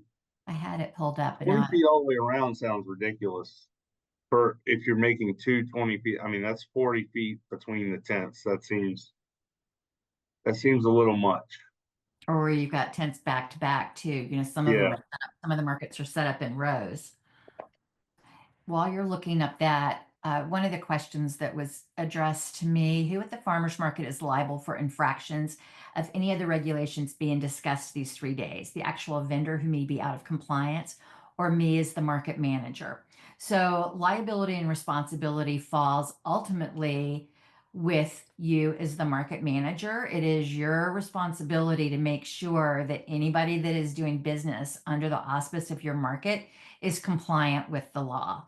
And if something happens, yes, that liability will fall on the vendor, but it also could potentially fall on you regarding insurance, regarding claims, lawsuits, things of that sort, because you did not make sure that your people that were selling under the umbrella of your market were being compliant and following all the regulations of the law. So that is why we teach all of these classes and provide you with what the rules and regs are. And it's why all of these heads of each of these departments are here to help you. I think you've heard many of these presenters say that they are very nice, they're very open, they're very friendly. They're not coming out being really hardcore, going, you can't do this. Now, I might freak out as I am out and it's 105 degrees and I see eggs baking on a table where they're not in a cooler, or somebody swatting flies off of open food that's not properly packaged or iced. But that's me. The folks here from the agencies, they want you to do things right. We want all of your businesses to be successful. And so any questions that you have, you can direct them to each and every one of these presenters or to myself, and I can get answers for you. We just want all of the markets to be successful and all of the vendors who are running these retail businesses to be successful. And so know what the laws are for each of these products. It's so complicated. And as we've seen, a lot of these products fall under multiple departments. But know what the laws are. We're here to help. All of these folks are here to help and make sure that things are as correct as possibly can be. Do not fall down the rabbit hole of having a vendor who refuses to follow the laws because they're going to bring in customers, because that ultimately is not going to help you, your market, or your customers. Yes, sir. So with the location, in section 3103, temporary special event structures on membranes, and 3103 8.2 and location. It says tents or membrane structures shall not be located within 20 feet of lot lines, buildings, or other tents or membrane structures, parked vehicles, or internal combustion engines. For the purpose of determining required distances, support ropes and guide wires shall be considered as part of the temporary membrane structure or tent. So it's 20 feet between the tents. So it makes sense because then it's 10 feet each. But again, that's not, I would not focus on that in a,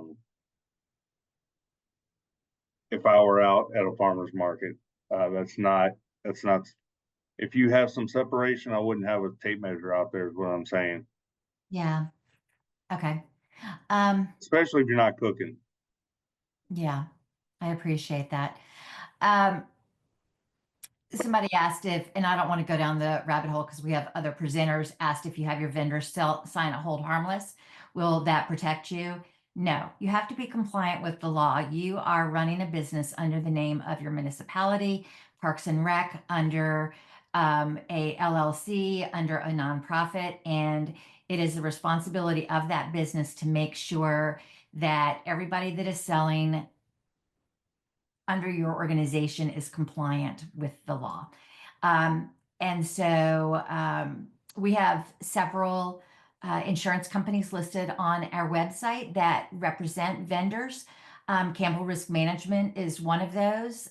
We've got New Oak Insurance, Farm Credit, Farm Bureau, etc. Happy to answer those questions. Let's see. So last year, this was answered that tents could be in a row with space on both ends of the row for egress. So I guess to your point, Troy, that would be okay if it was craft vendors, or vendors that you need to have a break. You answered that question. Let me stop trying to answer it for you. Last year, this was answered that we could have tents in a row with space on both ends. Yeah, if it was craft vendors, yeah, I would allow that.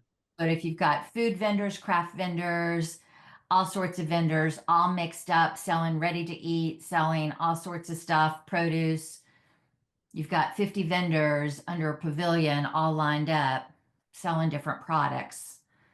You've got to have space between them, right? Well, it's not the different products so much as the cooking and non-cooking. That's the way I would look at that. It's the open flames, your typical tent and typical stuff you vendors are selling, that it's not gonna just spontaneously combust. So I would not nitpick that. Again, I also wouldn't allow 100 tents to be lined up and bungeed together. It's good to have a break somewhere, if only to allow people to walk through, to get around easier in an emergency. You don't want to create, a corridor that, if not for fire, for egress of, a crazy person, you don't want to bottleneck everybody into somewhere they can't get out of. And that's where, to your point, you were talking about earlier, Kim, about the emergency planning. If you're going to have a large farmers market, you need to, have some emergency planning in there. Chapter 4 of the Fire Prevention Code. I already received an email, and I think I'll share it with the team here, from Jessica, with a great question, and let me know if you guys see this. Jessica wants to know about these food trucks slash trailers that are basically hot dog carts where no one enters them. I've gotten this question before. Jessica, it's a good question. To me, they're not going to be permitted because one of the examples was, one of the definitions is has to be able to have someone in it. It has to contain someone. So to me, these are not permittable. So we would not do a permit inspection. We would do a safety inspection if they were operating on our property or in our locality. We'd make sure they're chalked. We'd make sure they had a fire extinguisher. We'd make sure there was separation, stuff like that. But it would not need to be permitted. That's great. We see those quite often. So thank you for that. Jessica and Troy, I appreciate it. So does a farmer's market need to have a safety plan talking about an emergency plan with an evacuation code, evacuation route? It is not required under law. We, however, have a template that you can easily fill in your local information, and a lot of your liability insurers will require it. But you can address that also, Troy. Yeah, that's one I've never had to field. So I don't know if it's required. Would never hurt, especially, again, farmers market is one of those blanket statements where, you know, I've been to some out in the middle of nowhere and there'll be one large, covered patio with 5 vendors there. And then I've been to the ones, where there's 500 vendors there. The larger they are, the better off you would be with an emergency plan for sure. When things go south, they tend to go south when more people are around. In an emergency, if there's 5 vendors, fire's not going to get so big, not so many people are going to get hurt. But if you have a large congregation of people, that's when the emergency plans really need to come into play. That's when your egress routes need to be met. You need to have a plan for if something were to go sideways there. I appreciate that. Thank you. And if anybody is interested in an emergency plan, we actually have a whole class on that, as well as we have, like I said, we have a template for farmers markets for an emergency plan. There was a question about, are you required to have a fire extinguisher? Portable fire extinguishers, approved portable fire extinguishers complying with Section 906 shall be provided and placed in locations as required by the Fire Code of Virginia.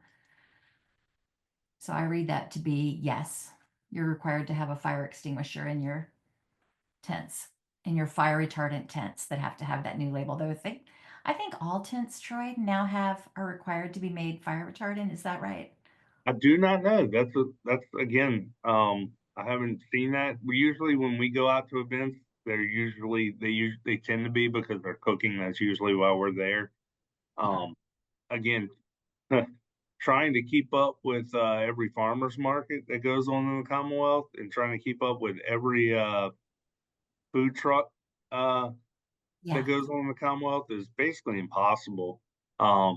We're trying to figure out where we stand when it comes to these food truck rodeos or events. Like, how big do they need to be? How many food trucks need to be there before we even come out? Because again, there's 25 people in the entire Commonwealth, and we don't work. We tend not to work nights and weekends except for special events. And we all know that every weekend when the weather's nice, I can only imagine how many, events there are where multiple food trucks are. I mean, we couldn't even be at every one of them. So it's hard to even know. I'm assuming they still make tents. My kids play baseball. My oldest kid actually plays with Jessica's nephew. Okay. But I'm assuming they still make pop-up tents, 10 by 10s that aren't fire retardant, because that's gets pricey. So I don't know if they how that works. I don't know who's making what. I would know if I was in your game, in the farmers market game, and I was using a pop-up tent on a regular basis. I'd probably just upgrade and get one that is. Just they're going to be tougher. They're going to be built better, and they'll probably last you longer instead of buying the cheap, $75 ones over and over and over. And having a fire extinguisher, whether or not it's mandated for one tent, I don't know if it is, but again, that's a small purchase that can always good to have. You're protecting yourself, you're protecting your product. Doesn't take up a lot of space. Just one of those common sense type things, in my opinion. I agree. It's worth it when it's to have it. It can be used for a variety of different things. But a lot of as well as it being in the code that I dropped in the chat, in the Q&A, it also, a lot of your insurance companies will require that you have the fire extinguisher. I did say that I did see there in that code for special events that it states that you need to have a fire retardant tent regardless of for a special event. And they do have those symbols on them if you're using Easy Up or a bunch of the tents that the markets use versus, you know, some of the ones that you get off of Amazon, et cetera. They are fire retardant. So, and I think we've got some resources on our website for that too, though I think probably most of y'all have tents at this point. Yeah, and then if you guys do any, you know, if you're dealing with larger tents and you're getting the party tent type, you know, people out there, once you get over a certain size, the building official has to be involved. And if they have walls on, you might need egress lighting and exit signs and stuff like that. And then you would definitely need some sort of emergency plan. So I don't know, you know, who does what here and how often y'all deal with large tents or stuff like that, but those are things you want to consider as well. And the question, is it better to have a 20-pound ABC fire extinguisher or a 20-pound K fire extinguisher? Well, they do two totally different things. Normally, you should have both. The ABC is for A class fires, B class fires, C class fires, and that is paper, electrical, and liquid. And that's your that'll be a dry powder type extinguisher, but that will not work on any of your kitchen fires, any of your grease fires, and that's what the K is. The K is specifically designed for when you're cooking with grease. And so if you are cooking with grease, that's you would need that. The ABC would be for your other things if they were to catch fire, not the grease fires. Troy, thank you so much for being with us today. I really appreciate it. My pleasure. Trial by fire, right? It was a shock to be invited. I had no idea y'all were a thing, and Yeah. I'm glad you're y'all. I'm glad you're doing what you're doing. It's great to get out ahead of this stuff, and you know, I hope everyone has a great season. The weather's been nice, and hopefully it will continue to be nice. And again, I can only speak for the state fire marshals. I can't speak for all of us, but I don't want you guys to look at us in a bad light.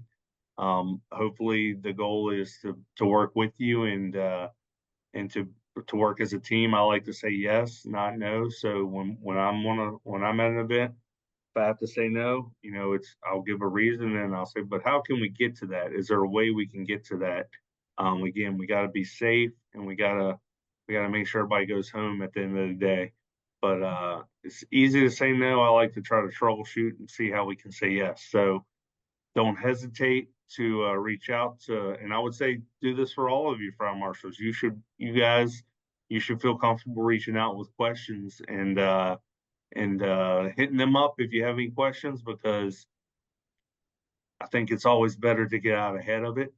You'd hate to get out there and do all the work and set it all up only to be shot down. So, you know, cross all your T's and dot all your I's, which, you know, that's what this whole event looks like it's about. So, but again, if you have any questions, start with our VAFire.com and look for more easily accessible permits and stuff coming through. But look forward to working with you guys more in the future. Thank you. I appreciate it. Whitney, you had your hand raised. Whitney, right? Did you have a question for Troy before he jumps off? No, that was an accident. I do want to say it was great to have Troy's presentation because VDH does work a lot with the fire marshal's office. And so it was great information. I know there's some VDH staff that maybe are on. And so I hope they took a lot away from that and really enjoyed it. Thank you so much, Troy. Yeah, it was VDH is we're in great partnership with them, especially out in the Western Division. They have a lot of great people and across Commonwealth, and they let us know. For those that don't know, they basically certain vendors they don't allow to operate without our approval, and but you know vice versa and so on and so forth. So yeah, it's a good partnership, and we look forward to continued growth and working building relationships. Thank you. I appreciate it. So we're getting ready to move on to booze. I appreciate y'all hanging in there with us. We have two more presentations. We have the Virginia ABC board, and we have the Virginia Cooperative Extension. So hang in with us. I think part of the we had more interesting conversation for Virginia ABC After the presentation last year, a lot of things came up. So please hang in. Mark, we are ready for you if you're ready for us. Good morning. Greetings, Appreciate the Nicholas. time here. Oh, we appreciate you as always. Thank you. Good morning. I think last year was the first year I presented for the organization, and I think as Kim had pointed out, we had a lot more questions after the fact. I think ABC and food products and tinctures and things that you usually see at farmers markets go hand in hand. So I will start this presentation off with kind of saying everything I'm covering here is going to be very general. There are a lot of specifics that come into play with alcoholic beverage products. Sometimes the industry and the market runs faster than our laws and regulations. So there may be an idea out there where we don't necessarily have a direct code or regulation that covers it. So I would certainly encourage, and I'll give you some contact information at the end of this presentation here, that if you have one of those products, that you reach out to Virginia ABC and talk to us about it. Very much kind of what was said before in another presentation. We work to try to get folks to a yes answer. We understand that there's innovation, there's marketplace drive, but sometimes we can only do so much within the law and regulation. So I will put that little caveat out there before we begin. So to start off, the definition of alcoholic beverage in Virginia, it includes alcohol, wine, spirits, and beer, and any one or more of such varieties containing 1/2 of 1% or more of alcohol by volume. It's very important that highlighted line there, 1/2 of 1% or more.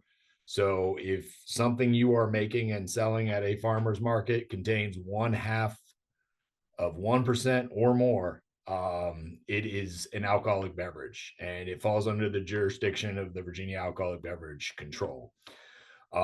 If it is less than that, it's not considered an alcoholic beverage, and we do not regulate that.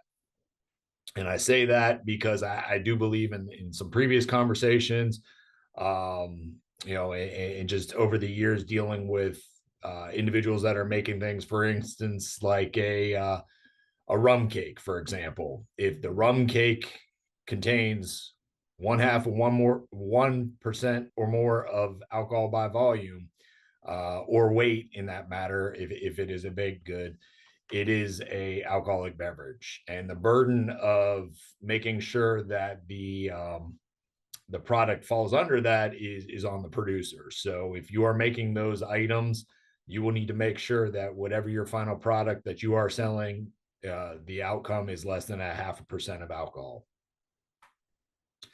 And that includes, mixed alcoholic beverages or every liquid or solid powder or crystal, patented or not, containing alcohol, spirits, wine, or beer, and capable, and that's important, highlighted there as well, capable of being consumed by a human being. So if it is a medicinal or antiseptic product, and I'll get into that a little bit more, there are some exemptions there. However, the key is if you're selling something that is capable of being consumed by a human, that has 1/2 of 1% or more alcohol by volume, it is an alcoholic beverage. As I said, there are some exemptions there, and a lot of these exemptions have to specifically do with, and I pulled these out of the specific code section. It's there for your reference. There's a few other exemptions, but related to, the folks that are probably on this call that are interested in the manufacture, sale, and delivery of shipment by persons authorized under existing laws to engage in such businesses of any medicine containing sufficient medication to prevent it from being used as a beverage. So if you fit into that definition, and tinctures can fit into that definition, however, you have to meet that specific example in order for that to be exempted for some sort of license from the Virginia ABC. The second part of that, the manufacture, sale, and delivery or shipment by persons authorized under existing laws to engage in such businesses of any medicinal preparations manufactured in accordance with formulas prescribed by the United States Pharmacopoeia, National Formulary, patent and proprietary preparations, and other bona fide medicinal and technical preparations which contain no more alcohol than is necessary to extract the medicinal properties of the drug contained in such preparations, and no more alcohol than is necessary to hold the medicinal agents in solution and prevent the same, and which are manufactured and sold to be used exclusively as medicine and not as a beverage. So that was one of the exemptions. Although capable of being consumed by a human being, that is an exemption that doesn't require a license, provided that whatever you are manufacturing falls into that requirements by the Code of Virginia. The manufacture, sale, and delivery and shipment of toilet, medicinal, and antiseptic preparations and solutions not intended for internal human use nor to be sold as beverages. Again, that is another exemption from license that does not require anything from Virginia ABC that you are allowed to prepare. But when it comes to tinctures and medicinal items, if you do not fit into one of these categories, yet your product contains alcohol or an alcohol solution that a human being would consume, there would be a requirement for some type of license, which may or may not be available for whatever particular item that you're making. So I do put the caution out there that if you are selling tinctures or items that have an alcohol solution that is more than 0.5%, and you have not talked to Virginia ABC, that you should certainly reach out to us and have that discussion to ensure what you are selling and preparing meets all laws and regulations. This also goes for out-of-state producers who are coming into the Commonwealth of Virginia, whereas some things may be legal in different states. The alcohol laws vary from state to state, and primarily you're going to get 50 different laws and regulations related to the preparation of alcoholic beverages and the sale of alcoholic beverages, primarily because each state's allowed to regulate differently as per the 21st Amendment. So something may work in one state, or you may operate in another state where something may be allowed. But if you're operating in the Commonwealth of Virginia, whether you're based in the Commonwealth of Virginia or you're coming into the Commonwealth of Virginia, the alcoholic beverage laws apply to any sales that are occurring within the confines of the Commonwealth. Another exemption that I put on there, I think because there was some conversation last year when I presented related to this, or some questions surrounding that.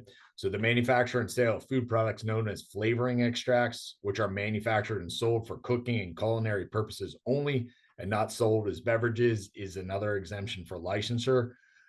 You do not need a license or permit to sell those, provided they meet that same requirement. And that includes basically your bitters, your vanilla, and other flavoring extracts that require an alcoholic beverage solution. All right, and I put this in here too because we do get a lot of questions, primarily from home brewing and home winemaking, where folks want to come to farmers markets. There is an exemption for licensure for making wine and beer only, not spirits, at one's residence.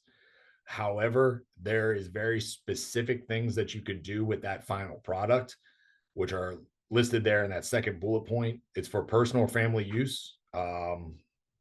You can give away to any person whom wine beer may lawfully sold in an amount not to exceed 1 liter of wine per person per year, or 72 ounces of beer per person per year, provided the gift is non-commercial and for non-commercial purposes only. So that is very important there, primarily because anything that you manufacture in your home for home brewing or home winemaking cannot be sold and cannot be used to pursue commercial purposes. So it's strictly for a gratuitous gift-giving allowance in that code section.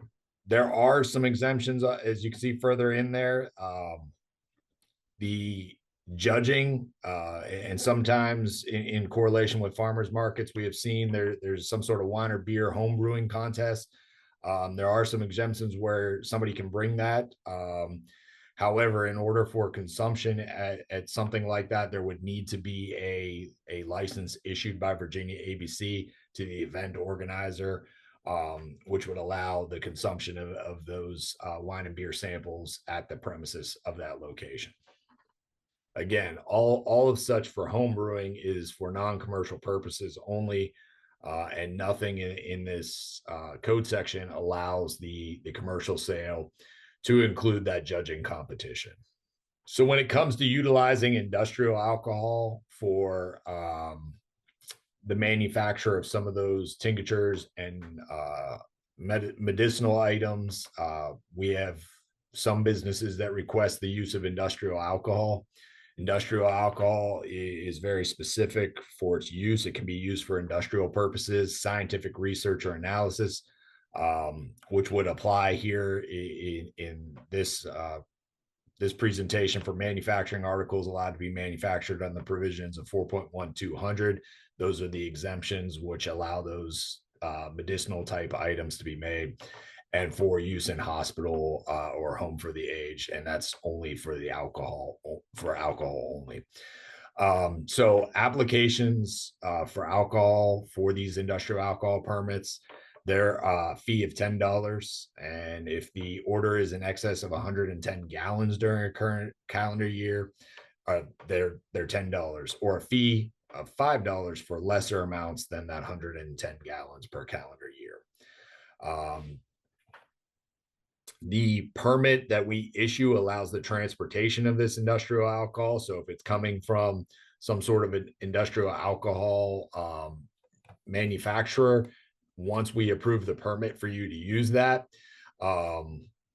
the actual permit itself allows the transportation. So your supplier may need a copy of that in order to have that delivered to you directly at your place of business, wherever you need that industrial alcohol for manufacturing purposes.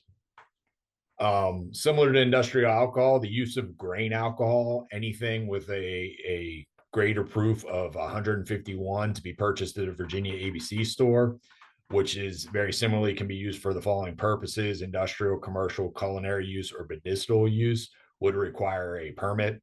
So if you need grain alcohol that is greater, the proof is greater than 151 for, and you meet one of those four topics there, or four requirements there, you can apply to Virginia ABC for a grain alcohol permit, which would allow you to purchase that from a Virginia ABC store. There's a $50 application fee for that, and a one-time $50 fee for that actual permit for its use. I attached the link for our webpage there where you can find more information about that. Also instructions for if you wanted to apply for that online. We will also accept applications for that in one of our regional offices, and I'll give you some more information on that at the end of the presentation here, which may be closer to where your business is or where you operate, rather than in the Richmond area. If you have a commercial building where you're producing items and you are utilizing alcoholic products in that production, you may need what's called a culinary permit. A lot of times these are issued to bakeries and bake shops, so they can have different items on premises that are used in the production of their baked goods, whether it's spirits, beer, or wine. Again, these are needed to keep alcohol on a commercial location, and they also carry a $50 application fee, a $50 annual fee for those. The application fee is one time, to be renewed every year. It's $50. So as long as you have any of the alcoholic beverages, wine, beer, or spirits on your premises, and you're using them in production of a final product that you are selling, you will need to have this culinary permit at your location. Keep in mind, again, that permit is just for the keeping of that alcohol on a commercial property. It does not allow products that are being produced that are more than 0.5%. So again, if the alcohol you're using is, let's say, for example, a rum cake is less than 0.5%, then nothing further is needed for ABC. You would just need a culinary permit to keep the rum on your property. But if the final outcome of the product that you produce is greater than 0.5%, then other ABC licenses may be necessary, and we'll get into some of those. And I know what we're talking about here is specific to a physical location, but anything that you take out of the physical location, let's say you have a storefront, but you also participate in farmers markets, Just because you can produce it at the storefront with a license, if you get one, does not necessarily mean you can take it out to a farmer's market for resale at an offsite location. Our licenses run to the physical location where the operations are taking place, and they are not, for lack of better terms, a mobile license. So one of those licenses is a confectionery license. The confectionery license does operate a little bit differently. If you do have one of those, it authorizes the licensee to prepare and sell on the licensed premises for off-premise consumption only confectionery items that contain 5% or less alcohol by volume. So that's the max amount that those products that you manufacture there at that location can contain. And the alcohol in the confectionery cannot be in liquid form. And basically the confectionery is limited to baked goods and chocolates. It does not include ice creams or sorbets or sherbets, or milkshakes. It is strictly baked goods or chocolates that this license will allow one to sell. And again, it runs to a physical location at whatever the address you are operating. This is not mobile. What I have seen in the past is that confectionery licenses will manufacture items. They have the alcohol on premises. If they come out less than 0.5%, they're non-alcoholic baked goods. They can take those to a farmer's market from their physical location. But again, that burden of staying less than 0.5% is on the producer. So you will have to have a way to make sure that you are staying under that requirement. And being that the burden is on the producer, Virginia ABC does not test these items, nor do we have a lab to send those to. Very similar to what comments in a previous presentation, I cannot make recommendations of where to send those to. But again, if ABC were to get a complaint on somebody selling those items that were greater than 0.5% without the proper licensure, we would look into that. We would most likely have it tested ourselves to see what is going on there. And if it's greater than 0.5% and somebody doesn't have a license, there could be some potential ramifications for selling that without a license. In Virginia, selling alcohol without a license is a Class 1 misdemeanor. It is punishable by up to 1 year in jail or a $2,500 fine.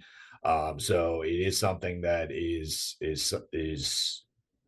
pretty serious. So I would make sure that if you have any questions or you're making any of those items and you haven't talked to ABC, that you talk to ABC prior to making any sales. Under the Virginia Code 4.1203, that's speaking to what I was saying earlier, is that every license has to have an address where the business is carried on, and is limited to that actual location and is not a mobile license.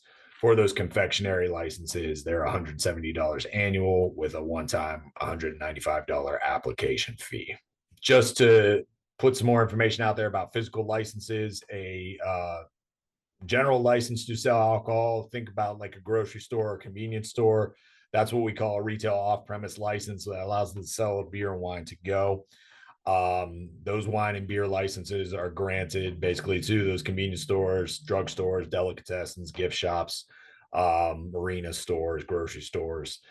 That allows the licensee to sell wine and beer in closed containers for off-premise consumption. To give any person, it allows them to give any person to whom wine or beer may be lawfully sold a sample of wine. So if you are at a grocery store and the licensee is giving out samples of wine or beer for the customer to try to purchase, that is allowed under that license. No other license is needed separately from that to allow that premise. That's an inherent privilege of that license. But that does allow the sampling of those products on premises. And I bring that up because if I've been posed with questions before about a physical structure location for a farmer's market type building, where they wanted to have some sort of regular engagement of sale of alcoholic beverages. This may be an option depending on the structure. And the facts really do matter. Who runs that location, how it's being run, how the food and products within are being sold, how they're being purchased. So it is an option for a centralized location. But if that is something you're interested in, I would suggest, and the facts really do matter, that you speak to Virginia ABC if that is something you're looking to pursue.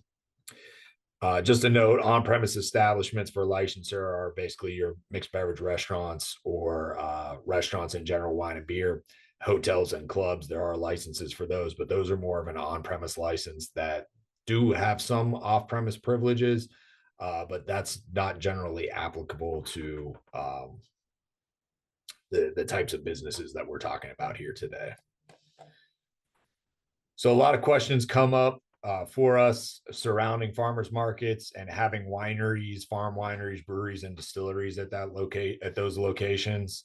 Farm wineries have an inherent privilege, and farm wineries are very specific as far as the Code of Virginia, what those are. They have to have a physical location in the Commonwealth of Virginia where they produce their own agricultural product to use in their final, wine, beer, or I'm sorry, wine or mead or cider that they produce on that location. Again, an inherent privilege of theirs, they have this remote privilege where they can basically pick up their tasting room and take that to another location. That other location can be a farmer's market. So a farm winery can set up there and have a, for lack of better terms, a tasting room on the site of a farmer's market. They are limited by the location. So if, for example, the farmer's market gives them a 10 by 10 tent space, their remote privilege is limited to that 10 by 10 space, meaning that they can only sell customers samples, tastings, glasses of wine in that 10 by 10 space. The customers cannot leave and walk around the rest of the farmers market location with that alcoholic beverage product. That they can consume it within the 10 by 10 space. And it has to be discarded and disposed of prior to leaving that 10 by 10 space. Again, that farm winery remote privilege allows to sell wine for off-premise consumption as well. So they can sell bottles of wine, mead, or cider to go. Again, off-premise consumption does not mean the rest of the farmer's market. So any wine or beer or wine that is sold from that license has to be taken off the premises and consumed where it can be consumed, generally somebody's house, but it cannot be consumed on the rest of that location. The on-premise consumption, again, is the designated area only. So if they have a 10 by 10 space, it's limited to that 10 by 10 space.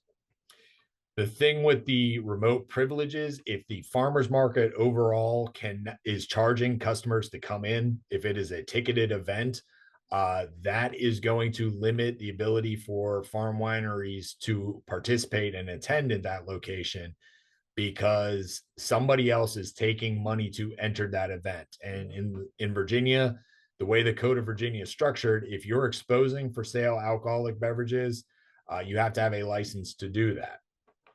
So if the farmers market does not have a license to sell tickets to the farmers market that includes the ability to consume alcohol at that location, the farm wineries generally aren't going to be able to participate. If the farmers market is a nonprofit and it qualifies for a banquet license, there are some opportunities there to allow the farm wineries there and even further allow customers to walk around and enjoy the samples that they get at those farm winery locations through the rest of the market. And I would suggest, if there are questions about that, very similar to the other ones, the details and the facts really do matter, that you talk to us about that, and we can see if we have a workable solution for what you're trying to do. As far as distilleries go, distilleries can also get a remote privilege. Now, distilleries in Virginia that have a store on their location are actually operating an actual Virginia ABC location at their distillery through agreement with Virginia ABC. But part of that agreement requires them to also utilize a remote privilege, which, again, very similar to the farm wineries, allows them to pick up their tasting room and take it to another location. The difference between the distillery and the farm winery is that the distillery has to be in an event licensed by the board for the purpose of featuring and educating about the spirits that are being consumed. So in order for a distillery to be at a farmer's market, there either has to be a license issued by Virginia ABC to the farmer's market itself, or the distillery can get what's called a manufacturer's event license, which allows them to up to 8 times a year go to another location. And on top of that, they can get a remote privilege that allows them to sell bottles to go. But that is the only way that they can be at those locations. So they must have approval for both of those things in order to be at a farmer's market. It allows them to sell distilled spirits in closed containers for off-premise consumption, very similar to the farm wineries. They may also sell or give away samples, and they are limited by sizes in the distillery stores of spirits for on-premise consumption. They can also sell those samples as a mixed drink that contains no more than 0.5% alcohol by volume. Very similar to the farm wineries, that has to stay in the space that is designated to them at the farmer's market. So if they get a 10 by 10 space, again, the alcohol has to be consumed within that particular location.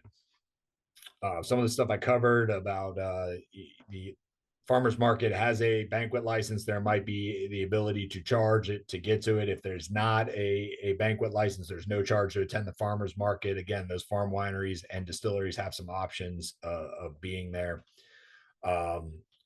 The remote privilege extends only to farm wineries and distilleries. Breweries do not have that type of privileges, nor do what we call wineries, which is more of a commercial type winery that doesn't grow their own agricultural product. So they do not have a way of necessarily being out there on remote. But all manufacturers can get the manufacturer's event license that I mentioned earlier. That would allow them to sample products for on-premise consumption, does not let them necessarily sell for off-premise consumption. So the brewery, for example, can come set up at a farmer's market under a manufacturer's event license, and they can sell samples of the beer to promote their beer and their business at that particular location and in that specific defined area for them only. And it doesn't allow them to sell bottles of beer to go. So if there are breweries that are showing up to your farmers markets that are selling beer to go, they would be in violation of the law and their license that they hold.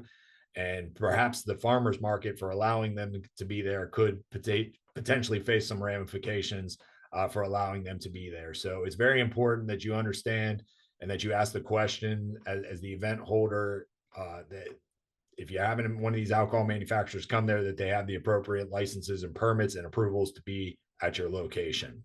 Because I've been asked previously about this, when it comes to those types of events, manufacturers cannot donate alcoholic beverages to anybody in the Commonwealth of Virginia. So, they can't sponsor an event where they're donating alcoholic beverages to, say, a farmer's market. They can, however, sponsor events. So if a nonprofit is a non, or if the farmers market is a nonprofit and qualifies under the categories listed within, the manufacturers can make sponsorships to that farmers market, meaning that they're most likely getting some sort of advertising that in conjunction with some sort of payment or sponsorship, something of value that they've given to the nonprofit.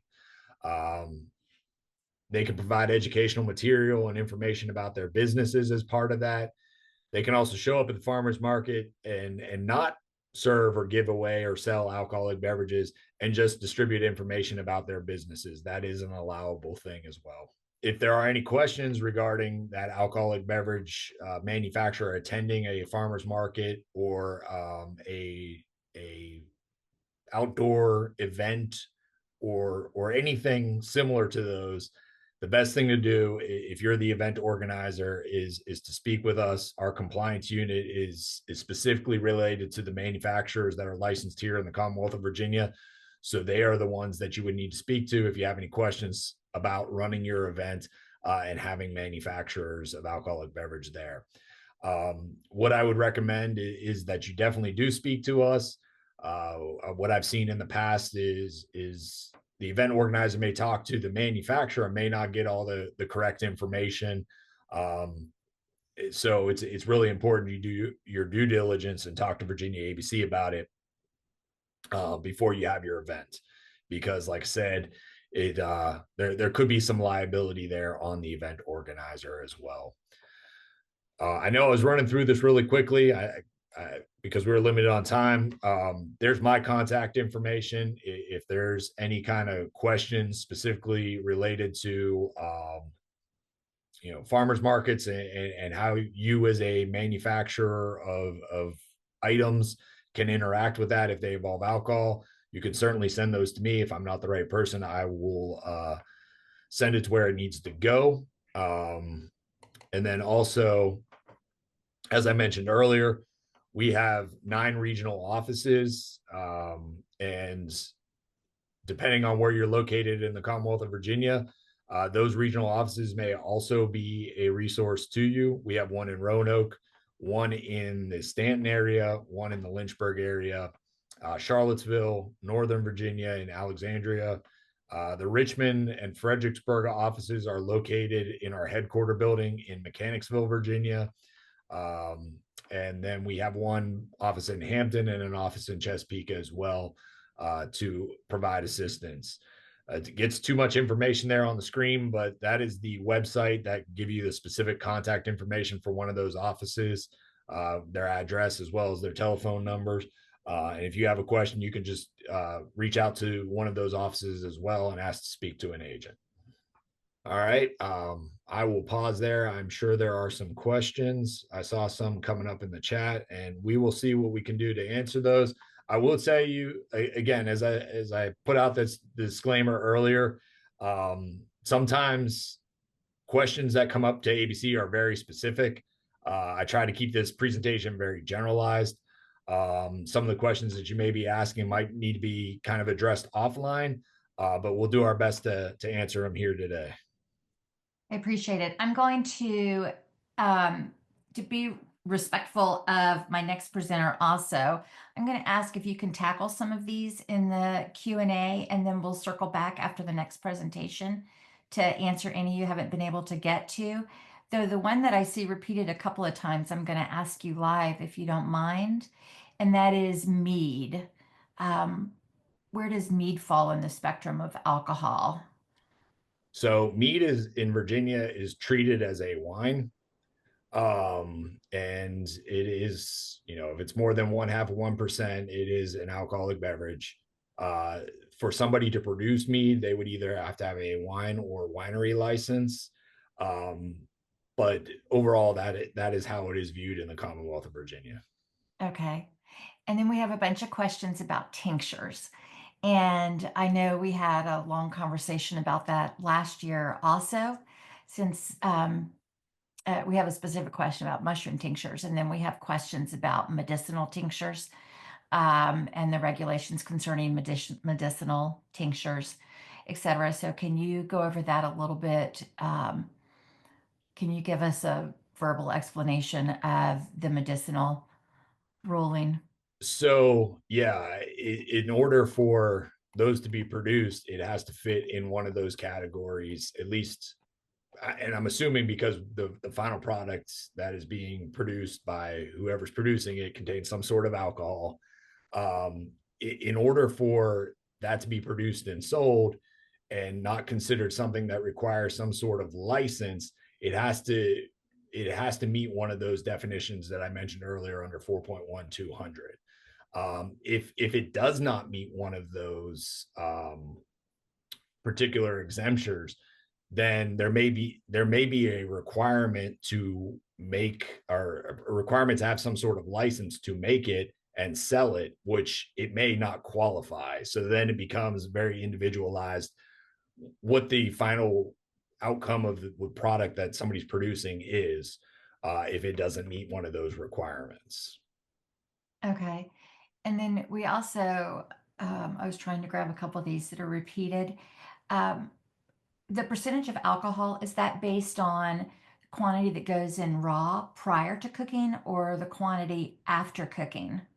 It's whatever's being sold. So Whatever's being sold. So it's the end product. correct. So if you know, if they're using, you know, straight rum, for example, in their rum cake, obviously that's going to be more than 1/2 of 1%. If they're making it on a commercial property, they may need that permit in order, the culinary permit in order to have that rum there. But if the final, you know, product that comes out, once they bake it, once they mix everything, is less than 0.5%, that's what we're looking at as far as it would be an alcoholic beverage or not. And if it's less than 0.5%, we wouldn't consider it an alcoholic beverage and can be sold without anything from Virginia ABC. It's unregulated by us. If it's more, there may be a requirement to have some sort of license to sell that, which would not be able to be sold at a farmer's market because, again, we don't have a mobile license. But there are other options to sell that at other locations in the Commonwealth of Virginia. Okay. And so this 1/2 of 1%, that is for any product, whether it is rum cake, whether it's jams and jellies, that is, doesn't matter what the product is that you are cooking. If there is 1/2 of 1% of alcohol in it after it is made, it is considered an alcoholic product. Correct. Because I know we got into this conversation last year. There was some weird things that were considered alcoholic beverages just because of, that falls under that percentage. And then we also talked last year about uh, products like kombucha that as they continue to ferment, the alcohol increases. And so that does fall under you, correct? Correct. Unless it's pasteurized, which really nobody does that with kombucha, but because it eliminates the medicinal properties. But if you're doing kombucha, that falls under ABC also. Correct. And mushroom tinctures, are they the same as regular tinctures? If as far as the tincture goes, I'm not sure if it does contain alcohol. That's more than 1/2 of 1%. It would be treated the same from an ABC standpoint. And a tincture is usually something that, it is something that is made with alcohol, with vodka or brandy, grain alcohol, etc. So if it's not made with alcohol, it's not called a tincture. And then the last question, and then we'll pop over and let the folks from the extension go. Vodka for cleaning. Would having vodka for cleaning fall under the culinary permit? Just regular vodka, if you're using it for cleaning and it's not part of a manufacturing process, if you're not putting it into anything, and it's not a vodka that's over 151%, you wouldn't need anything from us to purchase it. And again, if you've got it on a commercial property, generally speaking, if it's not a 151 or greater alcohol product, it's not necessarily regulated or require anything from us to have it on the property for cleaning purposes only.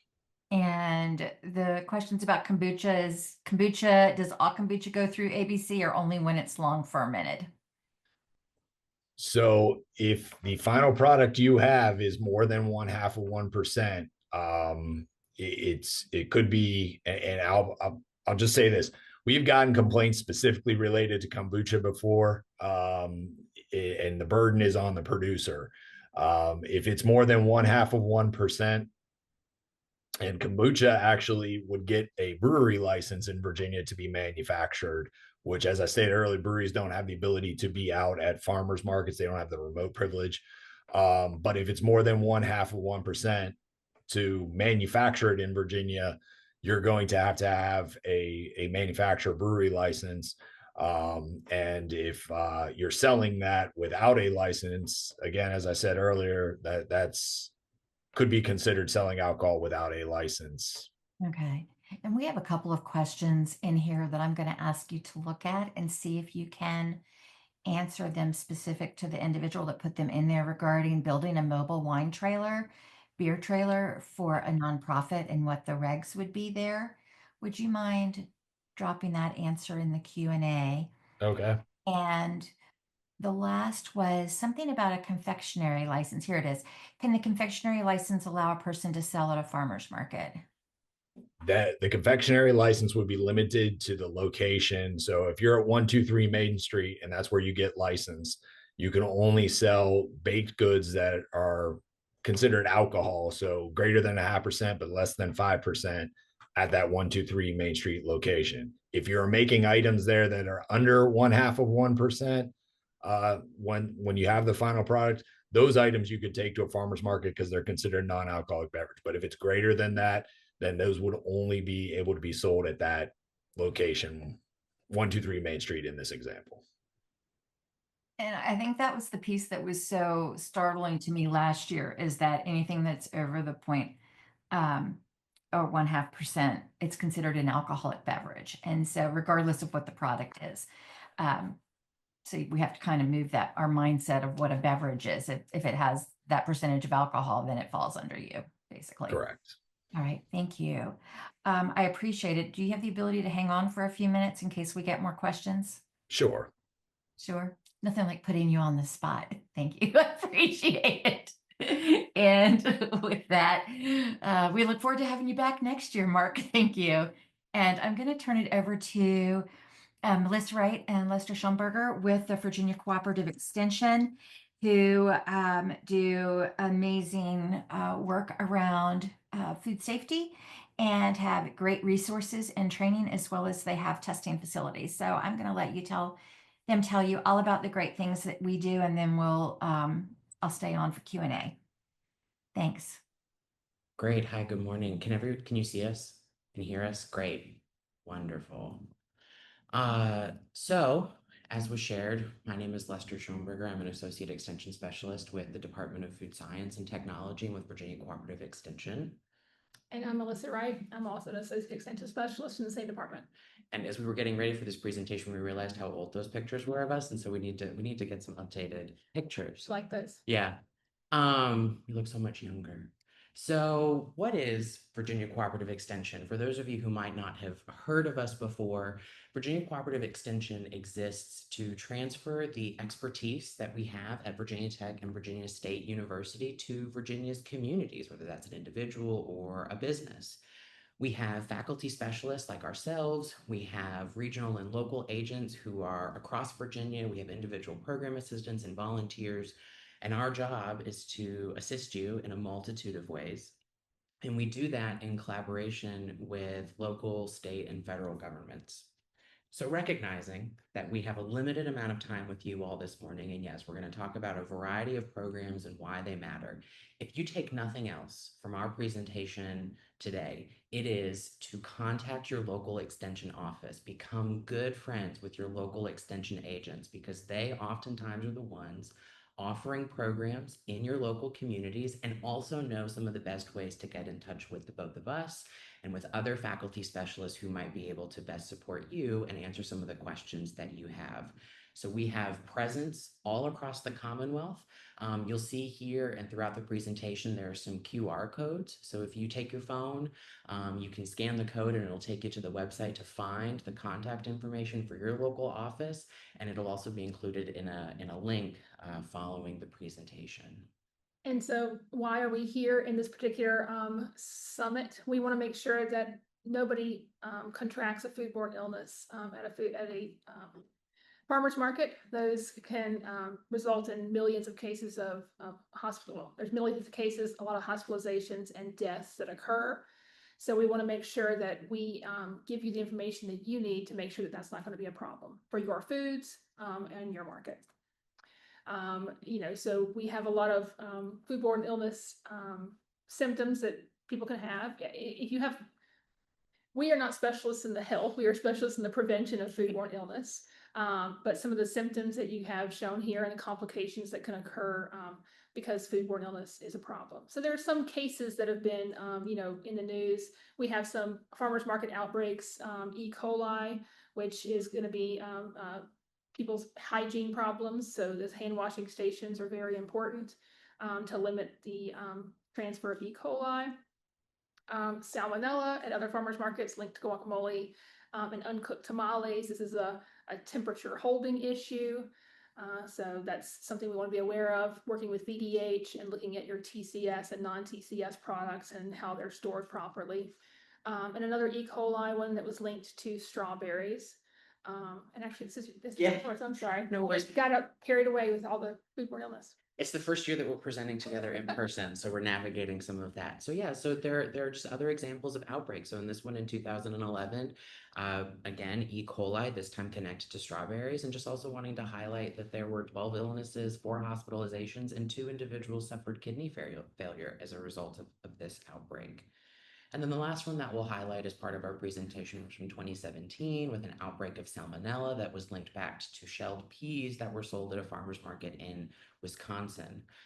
In this case, what was really interesting is that it's likely linked to one vendor who was selling at multiple markets. And I know that's come up a lot in the Q&A here about vendors who are at multiple markets. No one gets into any of these businesses because they want someone to get sick from the food that they're producing. And so there's that piece to it. There's also the potential for liability. And so there was a report that was published in 2001. There's not been an updated one. So I recognize that this report is old and the data is over 20 years old at this point, but bear with me. In terms of if anything were to go to court and if a food business or a market were to be found liable, the average award that they looked at in this report from 1988 to 1997 in cases of foodborne illness, looking at an award of about $110,000 or $111,000 in today's dollars, that's over $215,000. In cases of hospitalization, they were looking at an award of about $140,000 in today's dollars, that's over $270,000. And in cases of premature death, over $250,000 back then, over $500,000 today. And so when you think about the potential impact on your business, that can bankrupt a business. We don't want that for you. We want you to be successful.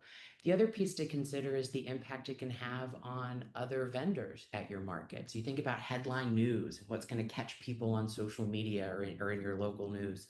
And if they see somebody got sick after buying food at a local market, that can have a negative impact on the market as a whole and on other vendors of similar products. So for the benefit of your own business and the industry, it's really important to handle food as safely as we can. So how can we help you with that in Virginia Cooperative Extension? Well, there are a number of food safety related trainings that we have for market vendors and for market managers.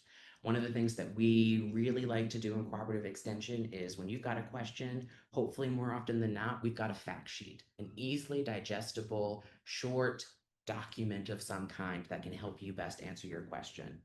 We've also got some online trainings in addition to some in-person trainings and a number of volunteer programs that might be of interest to you.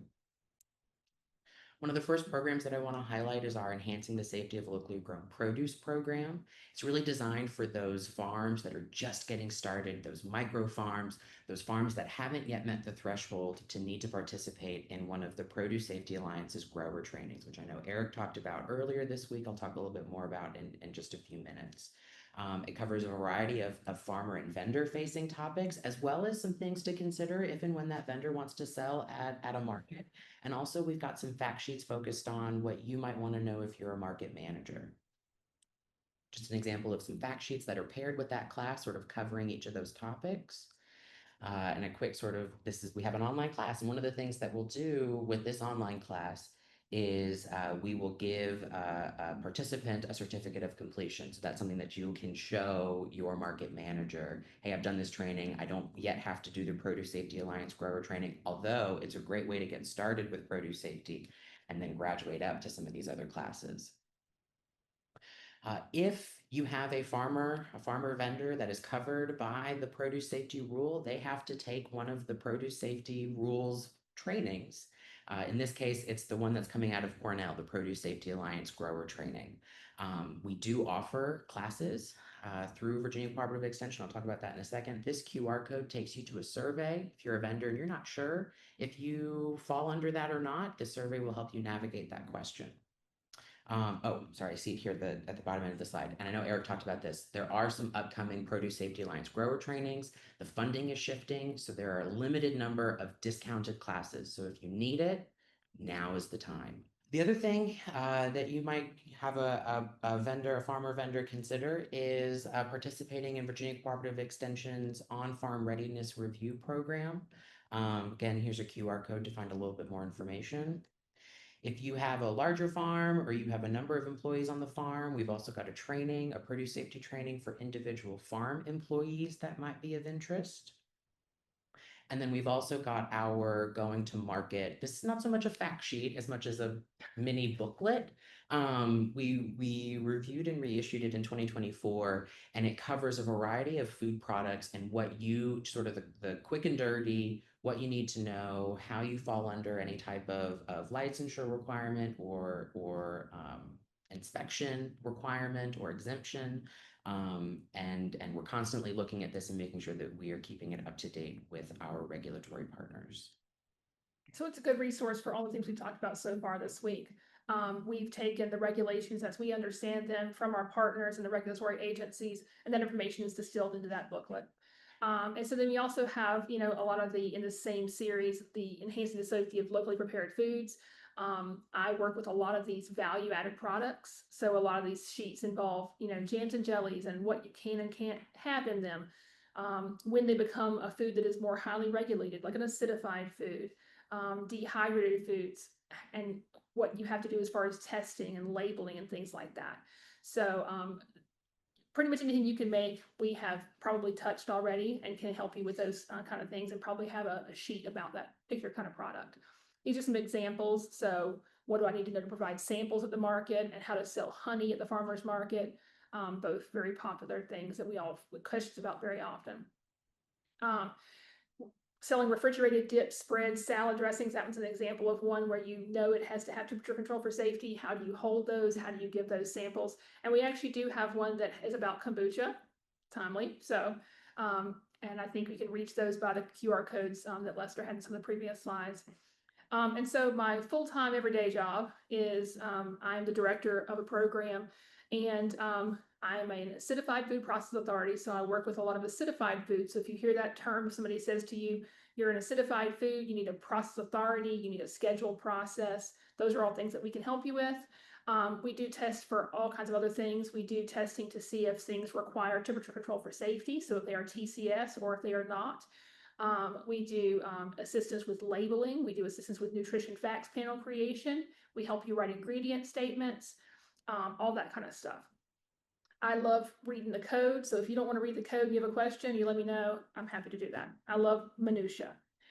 And so that QR code will take you directly to the program's website. You can read about what we do. You can find a survey that will allow you to submit your recipe to me. And if you submit a recipe, it'll ask you what kind of testing you want.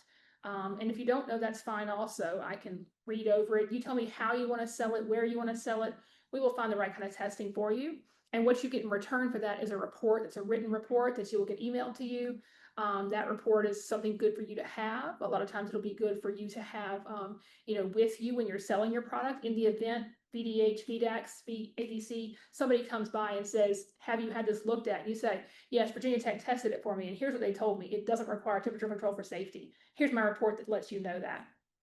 And it's a subsidized program, so the cost is fairly nominal for people to have their food products tested. And so if you have questions about that, you can, I think my email address is here somewhere. You can email me or use this link to go straight to our program website. And so these are some of the things in more detail that we also do as far as regulatory compliance. You know, we will let you know what issues we may think pertain to your products, what the codes are that apply to that, how you would have to make your food to make it safe, shelf stable, how to label it, all those kind of things.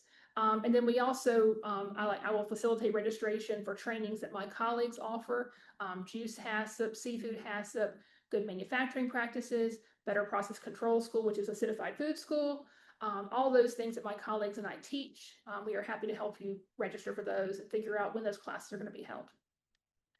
So it came up on Monday that some of the vendors that you're going to have at farmers markets are going to be considered food establishments, including our temporary food establishments, and that they're going to need to have somebody who has supervisory and management responsibility and the authority to direct food handling be a certified food protection manager. And there are a few different training programs that can allow someone to become a certified food protection manager. Virginia Cooperative Extension offers the Serve Safe Certified Food Protection Manager course. And if you're interested in finding a course near you, you can go to the link here with the QR code. There's some additional food handler food safety trainings that we have or are working on. If you have individuals who are working in that food establishment or temporary food establishment and you want them to go through an organized training program, we have a number of agents who offer ServeSafe's food handler program. We also have a program that's called Cooking for Crowds. We're actually working with VDH to make sure that the information we are including in that program aligns with what they are telling individuals when they're working with them on a regulatory side. But it's really designed for those food handlers that are serving with exempt organizations, so these nonprofits, these religious organizations, and that was covered a little bit on Monday too, but that still benefit from some kind of safe food handling training. And then we're also working on finalizing some updates to a food allergen awareness program. So one of the things that we're hearing about more and more are food allergens. We just went from the big 8 to the big 9 in terms of the allergens that we are particularly concerned about. We want to make sure that our food handlers are aware of those allergens and how to best handle food in a way to limit the risk of cross contact. To find out more about these programs, again, you want to contact your local extension office. I can do this while you can. Yeah. We also have a colleague, new colleague, Dr. Taoshu's son, who is at Virginia. She's out in Hampton at the Seafood Agricultural Extension and Research Center out there. She's going to be working with potential vendors who are interested in seafood HACCP. Or who are covered by seafood related regulations, whether that's sanitation control procedures for fish and fishery products or offering the specific seafood HACCP certification class. This QR code will take you to that AREX website to find out more and ways to contact her. Do you want to, are you, okay. We're tag teaming, so she's doing some Q&A. I'll keep going on the slides. Also, if you are or have vendors or you are a vendor that needs to have a HACCP plan for meat and poultry, or if you have a vendor who wants to sell catfish, we've got faculty who can help with those trainings too. Something new this year that we have not had in years past but want to make sure to highlight is gleaning and food donation, and many thanks to VAFMA for helping to share the training that we put together with the Society of St. Andrew out in Big Island. People who are gleaners, these are individuals who are going out and recovering unharvested or unsold food from farms and markets. They're food handlers just like the rest of us, since we want to make sure that as part of that donation process, they know some of the best practices to handle that produce or those products safely. We're now offering 3 gleaning related training videos, one focused on gleaners themselves, one for farmers for some best practices when they're developing a relationship and setting up to work with a gleaner, and also one for farmers markets. And so you'll find a link to the farmers market facing video here in the QR code, and in the description in that video, you'll find the other 2 that I just mentioned. It's come up a couple times, master gardeners, so volunteers who work with Virginia Cooperative Extension who've gone through training to deliver gardening related programming. We've got local and regional chapters all across the Commonwealth. And I know a number of you all have at your markets, Extension Master Gardeners come and they'll have booths, whether that is to help educate individuals if they want to garden themselves, or they might even participate in that gleaning process. So if you want to learn more about how to connect with some local master gardeners, that's what this QR code is. And then I also want to highlight our Master Food Volunteer Program. These are individuals who are trained to deliver food demonstrations, other health-related programming, and wellness-related programming at your market. And again, you can contact your local extension office to see if they have any Master Food Volunteers or agents who want to be at your market if they're not already. So we flew through that. Again, if you remember anything from our presentation, it is to develop a relationship with your local cooperative extension office, because they will either offer a training or they know how to connect you with those of us who can also help and offer trainings. We want you all to be successful. We want you all to best understand the regulations that apply to your vendors, to your business. And we're glad to answer any questions this morning. I know Melissa's been keeping up with the Q&A. and I will answer a question that we had just a minute ago about the alcohol and in food. Because I've seen a lot of people, ask about that. We used to have a lab here that did that kind of work full time.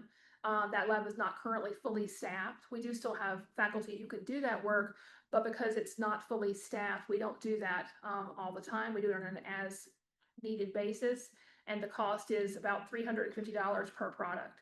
So what we have done instead is, and we've done this with the, I say blessing, I assume, of the ABC. We have not heard anything otherwise, and VDAX as well. If we look at your recipe and you are using, 1 cup of something that's, 80 proof, we can calculate the maximum amount of alcohol you would have in your product. So if it's less than 0.5% mathematically, we will put that in the report for you, and we will actually write that in the report. And then you have a report that says, Virginia Tech tested this for me, and they told me that it doesn't require temperature control for safety. And also it only has 0.25% alcohol by volume as it's calculated. Because the onus is on you as the producer or the vendor to have that information. I'd be curious to see what Mark has to say about that if he's still around. I guess he's left though, hasn't he? So, but we do that, and we have not had any issues with doing that. So if that's something that you're interested in, we can certainly help you do that. I appreciate it. I didn't mean for y'all to have to speak at the speed of light. Thank you so much. And for the farmers that are on here that have sent messages about us running over, I am so sorry. I know your time is so important, especially today, as it is spring and the sun is shining and you need to be out in the field. So I am so sorry that we ran over our scheduled times today. And I wanted everybody to be able to have an opportunity to get all their questions in. What questions do we have for Lester and Melissa while we have them? They are a wealth of knowledge. The Go Into Market is probably, I love that you've branded it as a food safety toolkit. That's awesome. For farmers markets, it is so needed. And I know it's probably one of the most used tools that we see. They update this on a yearly basis. They work with us as well as VDAX, VDH, and any other food agency where questions come up. It's very easy to look through. It's gone from one page front and back to a toolkit. So thank you for that. They also are very helpful when it comes to any kind of questions regarding anything that has to do with acidification. I automatically send y'all over to them to go down those rabbit holes. So, Melissa, I apologize to you. I put your email and phone number into the chat or That's okay. in the Q&A so folks can reach out to you with those questions. I will say email is better. I'm not good at answering the phone, so email is always better. And I can give you a very detailed bullet point list answer. That's what I like to do. Yeah, and she does. And then you've got exactly what you need to be able to take the next step. This has been an amazing 3 days of information. I'm sure you all are on overload.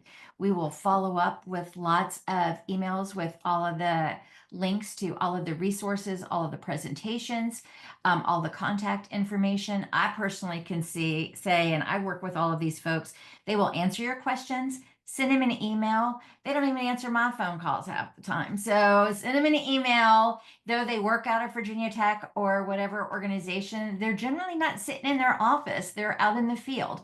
So shoot them an email and you're going to get the quickest response, and you will get a response from them. As you're sitting around ruminating on all of this information and you go, oh, I wish I'd asked that, and you can't remember the name of the person that was talking about it, shoot me an email and I will send you right over to that person to be able to get that information. Melissa and Lester, if those were my pictures, I'd have that on my driver's license. Right? I know. Y'all look like babies in those pictures. We were Oh, yeah. many years ago. Mine was 10 years ago. So. Mine was. Oh, I know. It's crazy. The person that asked regarding vanilla extract comes up every year, checking the answers.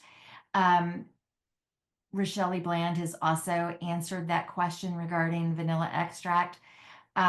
It does require inspection from VDEX, etc.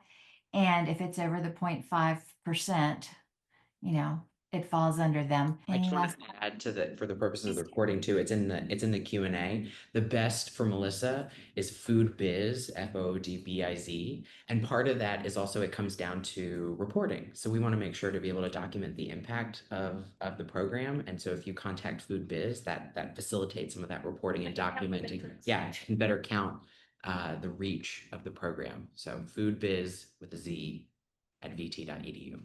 You're going to send that to me, right? Mhm. Perfect. We'll send that out. That's great to know. What are you working on now? What sections are you adding? I right now, I think we got to have that conversation and see what else we might need to add or put in there. I know there have been some topics that come up in here that this is why it's been so useful for us.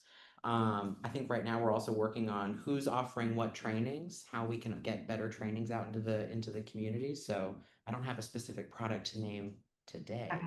but There's a question here about a course that's being offered at Virginia Tech on 5/5. I'm not sure. I'm just dropping in as a reply the class that Eric Bungo under produce safety is doing over there. Is there also a food safety class being done? I think that question is the May produce safety class that was asked that Eric did Okay. mention. I think that's the one that's happening on 5/5. So they are able to fit another one in June. Oh, good. You got the right one. But I'll share it again as a link. But it was in the presentation too, the online registration page. Well, if you click this link here, you can also go to the broader, like, what are all the classes? Okay. There is a food safety school for our small food businesses that happens. That there was one at the Carver Center up in Culpeper, right? And so there's food safety school. We have Better Process Control School coming up in July. Better Process Control School coming up in July. So there are lots of classes. And then I'm sorry, that was very rude on my part. I apologize. Speak to, you guys did the safety training, the Serve Safe training at our conference, Yeah. and speak to, the requirements for a farmer's market, that somebody that is selling food, how all of that works. And I know we've got that published on our site too, but can you verbally address that? Who needs to be ServSafe certified, which of the certifications is required, and then segue over to y'all's classes in both English and Spanish. Yeah, so with ServeSafe, as was covered with VDH on Monday, if you are going to be operating as a food establishment in Virginia, and there are some exemptions depending on the foods that you might be serving or the type of organization you are, but generally speaking, there's going to need to be somebody in your establishment who has the authority to supervise and direct food handling within the confines of that establishment, who needs to be a certified food protection manager. There are a number of different programs that are recognized to have that certification. The one that we train through Virginia Cooperative Extension is the ServeSafe program. It's one of the more recognizable programs. So we have the ServeSafe Certified Food Protection Manager certification. That certification is valid for 5 years. And we have agents who are delivering that program all across Virginia. It is an in-person training. It's typically 1 day. The cost to register, if you need the book, if you need the class, if you need the exam, is $160 right now. We are currently only offering the class in English. The colleague who taught it in Spanish moved to a new role and is no longer able to teach that with us. But we are working on some partnerships to try and increase the number of Spanish language classes that we're able to offer, because we know that there's a need for that. So we're working on it and appreciate your patience while we get that together. Thank you. I appreciate that. It was great having that offered at the conference. I don't think a lot of market managers and a lot of vendors realized that they needed to have.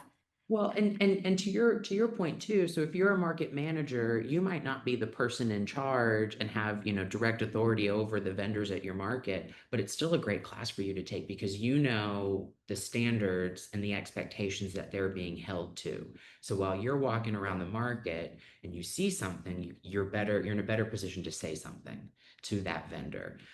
The same thing with some of the other classes that we've talked about, the produce safety related classes. If you are a market manager, but you're not a farmer, If you go through some of these produce safety classes, you are better equipped with the knowledge to ask your vendors questions and to better understand and work with them so that they are growing, raising, processing, et cetera, food in a safer way. And I have two more questions, one for you, Lester, and then one for either any of the VDACs or the VDH folks that are on here or all of the above. For Lester and Melissa, regarding, again, going back to the Serve or Safe Food Handling certification, if the organization is lightly processing produce in a certified kitchen, is Serve Safe recommended? I don't know if ServSafe, because the washing, the post-harvest washing of produce, and it depends on how far you want to process it, gets into some of the like gray area between what Eric's working on and further requirements with other parts of VDAX. I don't know if the ServSafe class would best equip someone to do that, depending on how they want to process, with two caveats. One, it's still a good class to go through. It still covers a lot of the basics. It's more so applied to a retailer, like food establishment, restaurant, food Right. truck, but still good information. You Yeah. might also be processing it in a shared use space where that space itself requires ServSafe. Yes. So And they're cutting it up and freezing it. I don't, I think that then starts to venture away from like Eric's side of Yeah. things and more into Rochelle's side Yeah. of things. It's process. Yeah. Yeah. Yeah. So yes. So a manager is not required to have the Serve Safe certification as a market manager per se, but your vendors are if they are handling food. Yeah, it's who's going through the permitting for that Yeah. food establishment to operate. Yeah. So what VDEX has said is that, and I will copy this and drop it in the for food safety, manufacturers are required to take the training as appropriate for what they are doing. Like Lester said, ServSafe can be helpful but not necessary. The best training for that operation. Can you also drop in here a link to your ServSafe classes? Sure. Give me one. It'll take me a moment. So I know you had another question. So I did. I have a Yeah. question for VDAX or somebody, probably VDAX, and it's goes back to somebody that was in the training, and they want to know what is the best source. So here's the question: do the same rules apply for farm stands that apply to farmers markets? That's what they want to know. Or what are the rules and regulations for operating a farm stand versus a farmers market? That's a whole nother can of worms. No, it's both are under the retail food establishment regulations. So, so yes, the same regulations apply. And really, it makes sense because the only differential in the definition is a farmer's market is two or more farmers that are there in person selling their products, and a farm stand, you can be representing multiple farmers and products that you're selling. They just don't have to be there in person. You're selling for them. So it falls under that. So the rules and regs are the same. Within that So is it correct that if a market is participating in a Power of Produce program, that the manager needs to have ServSafe? So this program is introducing kids to the nutritional value of food, and they are eating food at the market. Yeah. They are being served food and eating it. So I would be curious to hear Jessica's thoughts on whether or not they would need to register as a temporary food establishment in order to do that. In which case they would need to have somebody who is a certified food protection manager. And one way to do that is through the ServSafe class. I would also say, even if they don't have to do that, I would still strongly recommend going through the ServSafe manager program so that you are best equipped with the knowledge to safely prepare that product for those kids. And it's also something to consider from a liability perspective. So if anything were to happen and it comes back that you didn't go through this training, how does that potentially open you up to more liability? I can jump in. Thank you, Lester. I'm not familiar with the POP program. Who would be the organization Market. holding. So I will say that there are exemptions to the Certified Food Protection Manager or CFPM certification. If you are a exempt organization that is operating at an event under that exemption, you are exempt from having to obtain a CFPM. We are always going to encourage people to take the CFPM course. But depending on what you're doing, it may not apply to your organization. If the POP organization is not exempt from having to obtain a permit and a CFPM, then yes, they would need to apply for a TFE permit if they are handling the food at the event. If they're cutting, chopping, even cooking, they would need a TFE permit and possibly a CFPM certification.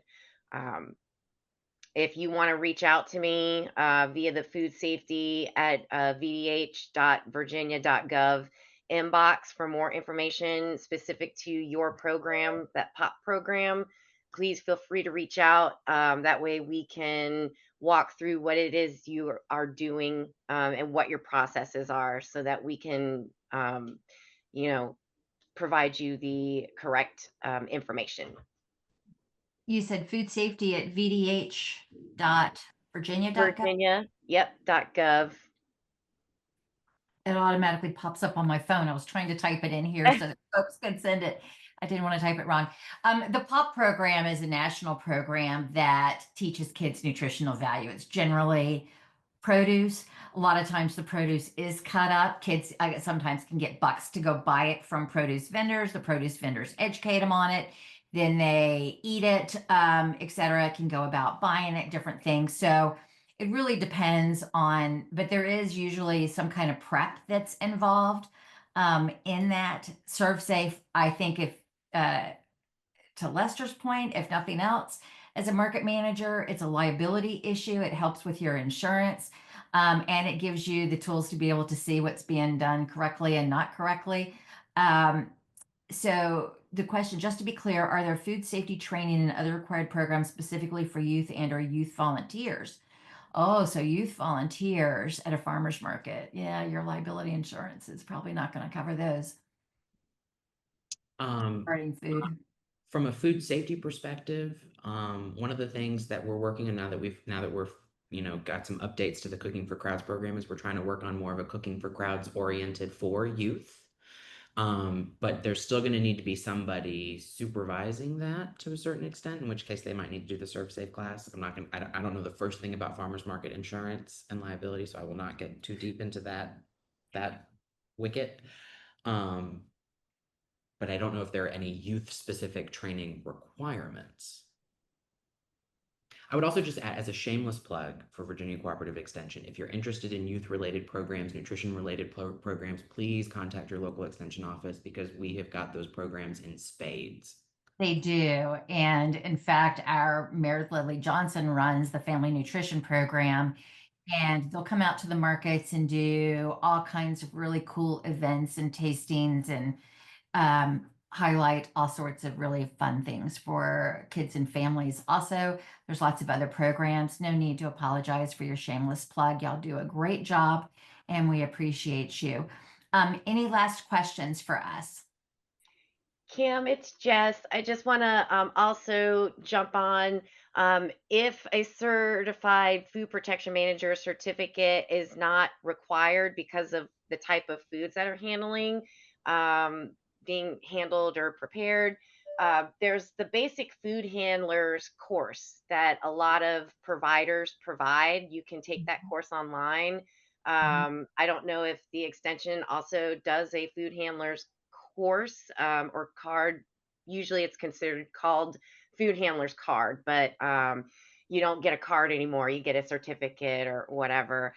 But those might be good for youth volunteers or any volunteer that otherwise may not have a lot of experience or knowledge on food safety. It provides basic food safety knowledge, whereas the certified food protection manager is very extensive because it's geared towards bigger processes of food handling and cooking. And now we're getting into temperatures of your meats and fish and eggs and things like that. So the CFPM is a lot more involved, but I will always plug, if you're not required to have the CFPM and you do limited prep, food handlers could be a good option for you just to get that extra knowledge. Yeah, and we do have agents who are delivering food handler in their community. So again, contact your local office Yeah. to get more information about that. And there are programs that are online that you can take them online. You do not have to take them in person. And so you just need to query that information. You all are allowed to leave. We are officially ending the summit. Thank you again to all of the folks from VDAX, VDH, the Cooperative Extension, the Virginia Alcohol Beverage Control, the Fire Marshal that participated in our 2025 Virginia Farmers Market Food Safety Summit.